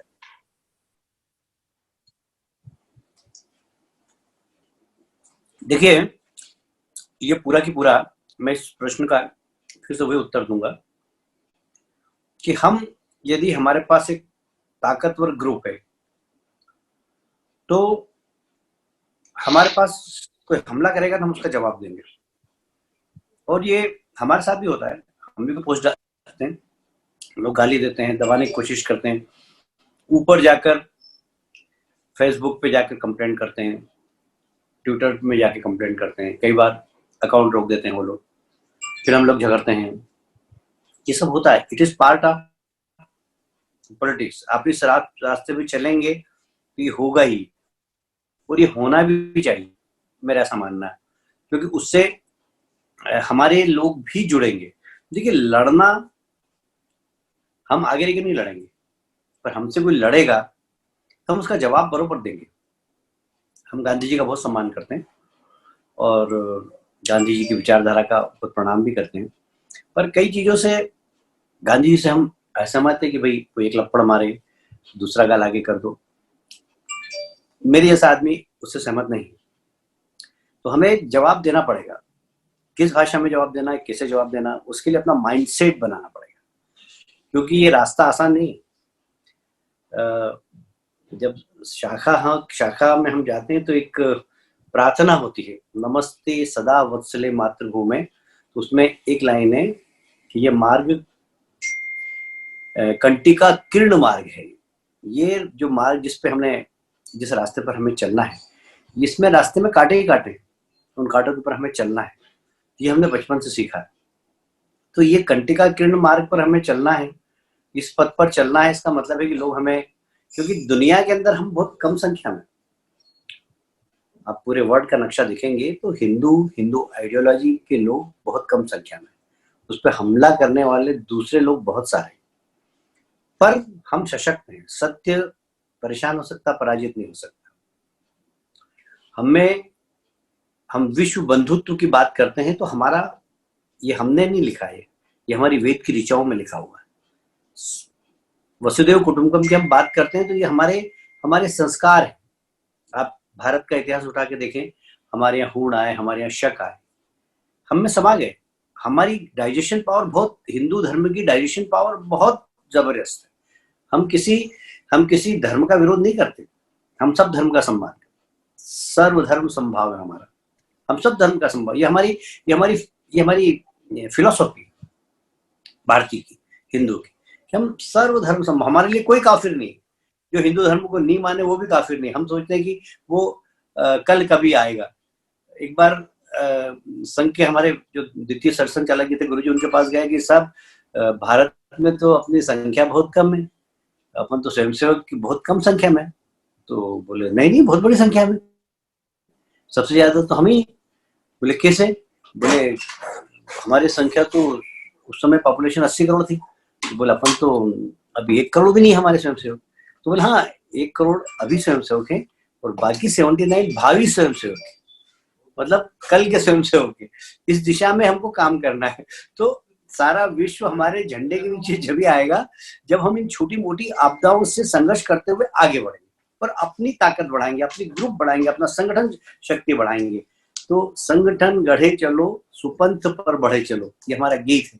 तो हमें संगठन बढ़ाना, जैसे आपने बहुत अच्छा, मैं डॉक्टर चापरा को और उनकी पूरी टीम को धन्यवाद देना चाहता हूँ कि अमेरिका के अंदर इन्होंने कृष्णमूर्ति जी, आपने सबने इतना बड़ा संगठन बनाया। इस संगठन का विस्तार करिए, हर तरह से संगठन सक्षम होना चाहिए, तन मन धन तीनों से। यदि हमारे कार्यकर्ता को कहीं पर इस संगठन से जुड़े हुए किसी कार्यकर्ता के ऊपर कोई अगर केस कोई दायर कर दे तो अब लायर हमारा संगठन देगा, लायर की फीस हम देंगे, तो उस कार्यकर्ता की हिम्मत बढ़ेगी। तो हम जब अपने कार्यकर्ताओं को के साथ खड़े रहेंगे तो हमारे संगठन का विस्तार होगा। ये बहुत अच्छा प्लेटफॉर्म है। डॉक्टर झापरा बहुत मर्द इंसान है और उन्होंने ये संगठन को खड़ा किया और उनके साथ बहुत अच्छी टीम है। ये टीम मामले में कैलाश जी, अंदर हाँ जी कैलाश जी, इसी मामले में गवर्नमेंट को, अपनी इंडियन गवर्नमेंट को, जैसे यहाँ पर ट्विटर, फेसबुक और ये लिंक्डइन और ये यूट्यूब या गूगल है, ऐसे इंडिया में भी कुछ ऐसा है माहौल कि आप भी कुछ बनाएं, जैसे चाइना ने वीचैट बना रखा है, दूसरे लोग प्लेटफॉर्म बना रखे हैं। तो मैं चाहता हूं कि इंडिया भी ऐसा प्लेटफॉर्म बनाए। उसके लिए कुछ हेल्प चाहिए यहाँ पे सिलिकॉन वैली से, तो हम वो भी दे सकते हैं। मोदी जी ने सब इन लोगों को चुनौती दी है कि भारत का अपना खुद का सब कुछ होना चाहिए। अभी पिछले स्पीच में उन्होंने कहा लोकल को वोकल करिए, और ये बड़ा हेडलाइन बना सभी के लिए और लोगों के दिमाग के अंदर भी उतर गया है कि लोकल को वोकल करने के लिए नौजवान इस चुनौती को स्वीकार करें और आगे बढ़ाए। उसमें इस क्षेत्र में काम करने वाले लोगों को चुनौती दी है उन्होंने। मुझे लगता है कि कल अच्छा होगा क्योंकि मोदी जी जैसे नेता हैं वो इस काम को सपोर्ट भी करेंगे। आपने जो बात बोली इसके ऊपर शायद काम चल रहा है, आई एम नॉट श्योर, पर मेरी जानकारी के अनुसार शायद काम चल रहा है। बढ़िया बढ़िया बढ़िया। सो हमारे साथ इंग्लैंड से, यूके से जुड़े हुए देव जी। देव जी, आपका क्या प्रश्न है कैलाश जी के लिए? हाँ जुदाजीत भाई, थैंक यू। नमस्कार कैलाश जी। आपका ये सुबह से सुन रहे हैं हम 4:30 बजे से 4:30 है। तो जुदा भाई नेक्स्ट टाइम थोड़ा और 2 घंटा इधर उधर कर दे तो अच्छा है। तो हमारा प्रश्न ये है कि देखिए हमारा फैमिली, मतलब माता जी अभी भी कलकत्ता में है, हम बहुत चिंतित हैं। हम सबका कोई ना कोई रिलेटिव्स बंगाल में है। तो कोविड-19 का तो सब कुछ सप्रेस्ड हो रहा है बंगाल से, हम लोगों को पता नहीं क्या एक्चुअल ग्राउंड रियलिटी है। और 2021 में तो भाजपा को आना चाहिए, नहीं तो बंगाल एकदम आउट ऑफ हैंड हो जाएगा। तो आप कुछ, आपके पास जो इन्फॉर्मेशन है कोविड के बारे में, situation actually on ground in Bengal, कुछ हम लोगों को अगर आप थोड़ा एनलाइटन करें तो अच्छा होगा। यही प्रश्न था हमारा। देखिए सरकार वहां पर गैर जवाबदार है पर समाज वहां पर बड़ा संगठित है। तो लोग इस बात को फील कर रहे हैं कि सरकार इग्नोर कर रही है, पर लोग वहां इसीलिए खुद पे अपने आप को बचाने के लिए उन्होंने बहुत बड़ा काम चालू कर दिया। जैसे संघ परिवार का संगठन है, आयुर्वेदिक संगठन है, योगा संगठन है, ये लोग मिलकर अपने आप को बचाने के लिए वहां पर काम कर रहे हैं। उसका परिणाम खाली मैं आपको बता दूं कि कल की जो रिपोर्ट आई है बंगाल की बहुत सुखद है। वो 6000 सैंपलिंग हुई है, उसमें से अंडर 100 लोग निकले संघ में। ये बहुत अच्छी सुखद रिपोर्ट है। तो मुझे लगता है कि लोगों में अवेयरनेस आ रही है, लोग सरकार को सीरियसली नहीं ले रहे हैं, समाज को सीरियसली ले रहे हैं। तो जैसे मैंने बताया कि हमारा परिवार संगठन है, चाहे विद्यार्थी परिषद हो, चाहे ये लोग जगह जगह इम्यूनिटी पावर बढ़ाने के लिए लोगों के लिए काम कर रहे हैं, काढ़ा दे रहे हैं, लोग काढ़ा पी रहे हैं और एक दूसरे की मदद कर रहे हैं। तो सरकार असहाय है, समाज असहाय नहीं है, समाज वहां पर खड़ा है, लड़ रहा है। तो मुझे उम्मीद है कि जब समाज खड़ा हो जाता है ना, तो फिर जीत समाज की, सरकार की नहीं। तो एक अच्छा है, आपको घबराने की जरूरत नहीं है। पर फिर मैं व्यक्तिगत रूप से आपसे कह रहा हूँ कि बंगाल में अपना बहुत अच्छा नेटवर्क है, जहाँ तन मन धन से लोग काम करने वाले कार्यकर्ताओं की टीम। आपका परिवार, आप भले वहाँ हो, आपका परिवार यहाँ है। बाकी सबके लिए भी है कि अगर कुछ भी काम हो भारत के संदर्भ में तो आप बताइए। हमारा संगठन बहुत बड़ा है, कश्मीर से लेकर कन्याकुमारी तक, अटक से लेकर कटक तक। तो वहाँ कहीं पर भी कोई परेशानी हो तो आप बताइएगा, हम बिल्कुल सेवा के लिए तत्पर हैं। बढ़िया बढ़िया कैलाश जी। अभी और भी 7-8 लोगों का क्वेश्चन लगा हुआ है, सब हाथ उठा रहे हैं। मेरे को पता नहीं आपके पास समय कितना है कैलाश जी, और 1-2 क्वेश्चन आप ले पाएंगे क्या? 1-2 ले लीजिए, मैंने 11 बजे का समय दिया हुआ है। जल्दी से हम लोग खत्म करते हैं। सुबोध जी, आप बहुत समय से हाथ उठा के रखे हैं। सुबोध जी, आप थोड़ा बताइए आप कहाँ से हैं और आपका प्रश्न क्या है कैलाश जी के लिए। सुबोध हाँ बिल्कुल सर। कैलाश जी प्रणाम, नमस्कार। मेरा नाम सुबोध सिंह है, ह्यूस्टन से हूँ। मोदी जी आए थे यहाँ तो मैं भी वॉलंटियर था उसमें, स्क्रीनिंग में कि किसको अलाउ करें किसको ना अलाउ करें स्टेडियम में। तो सर 1-2 क्वेश्चन है। जैसे पहला क्वेश्चन है कि आजकल जिहादी बहुत ज्यादा IAS IPS बन रहे हैं, उसकी वजह है कि इनने इस्लामिक स्टडीज के नाम से कोर्स चलाया हुआ है उसमें। तो एग्जाम देने वाले भी यही लोग हैं, उनको चेक करने वाले भी यही लोग हैं। तो हम संस्कृत टाइप का या इस तरह का सनातन का कोई कोर्स क्यों नहीं इसमें इंट्रोड्यूस करते, जिससे हमारे लोग भी UPSC में निकलें ज्यादा से ज्यादा। पहला क्वेश्चन। दूसरा सर, बंगाल के हालात आपको पता है, आप वहाँ जाते रहते हैं, हमें आपकी चिंता भी रहती है क्योंकि अटैक वहाँ होते रहते हैं। तो सर ये नेक्स्ट इलेक्शन ये प्रेसिडेंट रूल के अंडर में क्यों नहीं हो सकते? तीसरा सर, जैसे मीडिया की बात आई कि वाशिंगटन पोस्ट लिखता है, न्यूयॉर्क टाइम्स लिखता है, तो ये क्या करते हैं, ये स्टोरी उठाते हैं बरखा दत्त टाइप की, जो इंडिया में रह के हमें बदनाम करती है, तो उनका बेस बना के ये लोग उसको आगे बढ़ाते हैं। तो अगर मोदी जी या आपकी गवर्नमेंट उसको वहां से रोक दे, क्योंकि ये पूरी तरह एंटी नेशनल एक्टिविटीज हैं इनकी, जिस तरह लेकर छापते हैं हिंदुस्तान में रह के, तो सब अर्नब को ये ग्रिल कर सकते हैं 12-12 घंटे बिना किसी कारण से। तो इन पर थोड़ा सा अंकुश लगाइए। तो इनको अगर खुराक नहीं मिलेगी ना अमेरिकन मीडिया को, हिंदुस्तानी जर्नलिस्ट से, तो फिर ये भी टिके रहेंगे। बहुत बढ़िया सजेशन है आपका। पहला आपने कहा जो कि हमें भी इस प्रकार की साइट चलाना चाहिए, निश्चित रूप से चलाना चाहिए। और मुझे लगता है कि अभी डॉक्टर साहब का नया संगठन है ये, मैं चाहूंगा डॉक्टर साहब इसको अभी नहीं, अभी आपके संगठन की ताकत ऐसी नहीं है, पर इसको लक्ष्य रख के आप आगे बढ़िए। सुबोध ने बड़ा अच्छा सुझाव दिया है, इससे हमारे नए लड़के जुड़ेंगे और उनको संस्कार संस्कृति हम पढ़ा सकते हैं। जैसे अब आपको खाली एक उदाहरण बताता हूँ छोटा सा। मैं लॉकडाउन हुआ तो प्रकाश जावड़ेकर जी मेरे अच्छे मित्र थे, मैंने उनसे कहा कि भाई साहब आप रामायण और महाभारत चालू कर दीजिए। रामायण और महाभारत चालू हुई, आप समझेंगे हमारे बच्चों ने देखी नहीं थी, उन्होंने देखा रामायण महाभारत, और नई पीढ़ी ने रामायण महाभारत को देखकर काफी कुछ सीखा और घर में चर्चा होने लग गई रामायण और महाभारत की यंगस्टर के बीच में। तो ये एक अच्छा साइन है। तो हमें इस प्रकार के इवेंट्स भी, देखिए बहुत छोटी बात है बाकी, किंतु बहुत बड़ी बात है कि हमें अपने संस्कारों पर गर्व करना चाहिए। हम अगर करेंगे तो हमारे बच्चे भी करेंगे।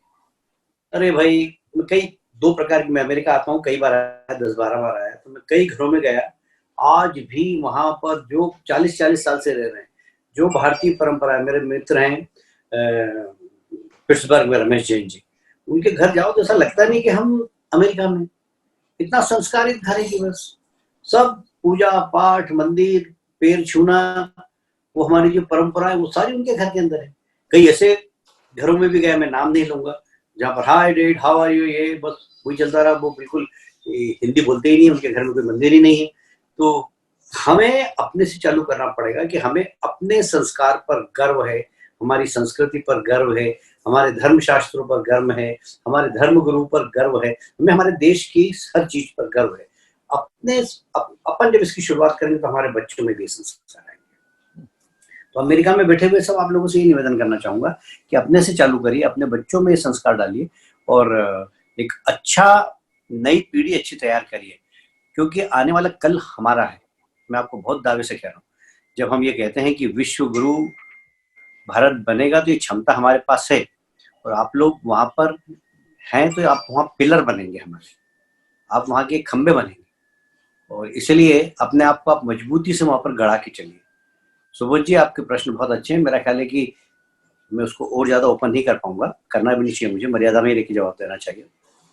आपके सारे प्रश्नों का जवाब यही कि हम अपने से प्रारंभ करें, अपनी आने वाली पीढ़ी को भी इस बात के लिए गौरवान्वित करें कि हम भारतीय हैं, हमारे संस्कार, हमारी संस्कृति दुनिया के सर्वश्रेष्ठ है। इस प्रकार के भाव के साथ हम आगे बढ़ेंगे तो निश्चित रूप से इस सब प्रश्नों का जवाब हमें मिल जाएगा। धन्यवाद, धन्यवाद कैलाश जी। मैं डॉक्टर साहब को बोलूंगा, डॉक्टर साहब आपका क्लोजिंग नोट देके हम बाकी लोग जिनका क्वेश्चन हम पूछ नहीं पाए उनसे हमारा क्षमा, हम लोग कैलाश जी से फिर मिलेंगे। कैलाश जी इतना समय दिया हम लोग को, हमारे बड़े भाई जैसे है कैलाश जी, सबके साथ बैठ के कहाँ से यूके से लोग 4:30 बजे से जुड़े हुए हैं, कौन लोग रात को, कोई ऑस्ट्रेलिया से है। बहुत बढ़िया हमारा प्रोग्राम रहा। डॉक्टर साहब आप अगर क्लोजिंग नोट देते हैं इसके बाद। उनकी मीटिंग शुरू होने वाली है, इसलिए हम ज्यादा टाइम नहीं लेंगे, बट एक बार फिर बहुत बहुत धन्यवाद कि आपने इतना समय निकाला। फिर लाएंगे, जैसे कि जुदा जी ने कहा, बहुत जरूरी है कि आप दोबारा आए ताकि सबके प्रश्न का उत्तर हो, और ये जो बातचीत, जो वार्तालाप हुआ है बहुत ही अच्छा, इससे सबको जोश मिलता है, प्रेरणा मिलती है, और हम सब लोग इससे डबल क्या, ट्रिपल क्या, क्वाड्रुपल काम करेंगे सब लोग मिलकर। डॉक्टर साहब अपनी बात समाप्त करें उसके पहले मैं बताऊं कि डॉक्टर साहब बहुत अच्छा गाते हैं, बहुत अच्छे सिंगर है, इस में भी इनकी आवाज इतनी अच्छी है, आपकी तरह सिलेक्शन भी बहुत अच्छा है। तो आप तो एक गीत की एक लाइन के साथ समापन करिए। आप सहमत है मेरी बात से? देखिए सब लोग ये चाहते हैं, देखिए आप एक लाइन के साथ I second that. गला मिलाना पड़ेगा उसमें, प्यार मोहब्बत की बातें होती है, कैलाश जी और आप दोनों मिलके कुछ लाइन। हाँ, तो एक प्यार का नगमा है, मौजों की रवानी है, जिंदगी और कुछ भी नहीं, तेरी मेरी कहानी है। बहुत बढ़िया सर। अब मैं सबको अनम्यूट कर दिया, तभी आपने गला मिलाई इस गाने के साथ। कैलाश जी प्लीज। प्यार का नगमा मौजों की रवानी है, जिंदगी और तेरी मेरी कहानी है।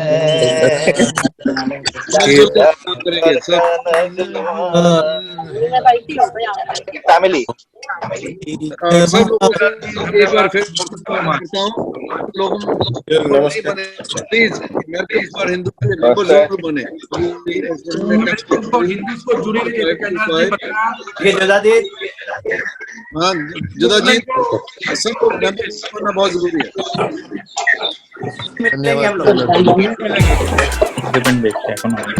मिलेंगे डॉक्टर साहब।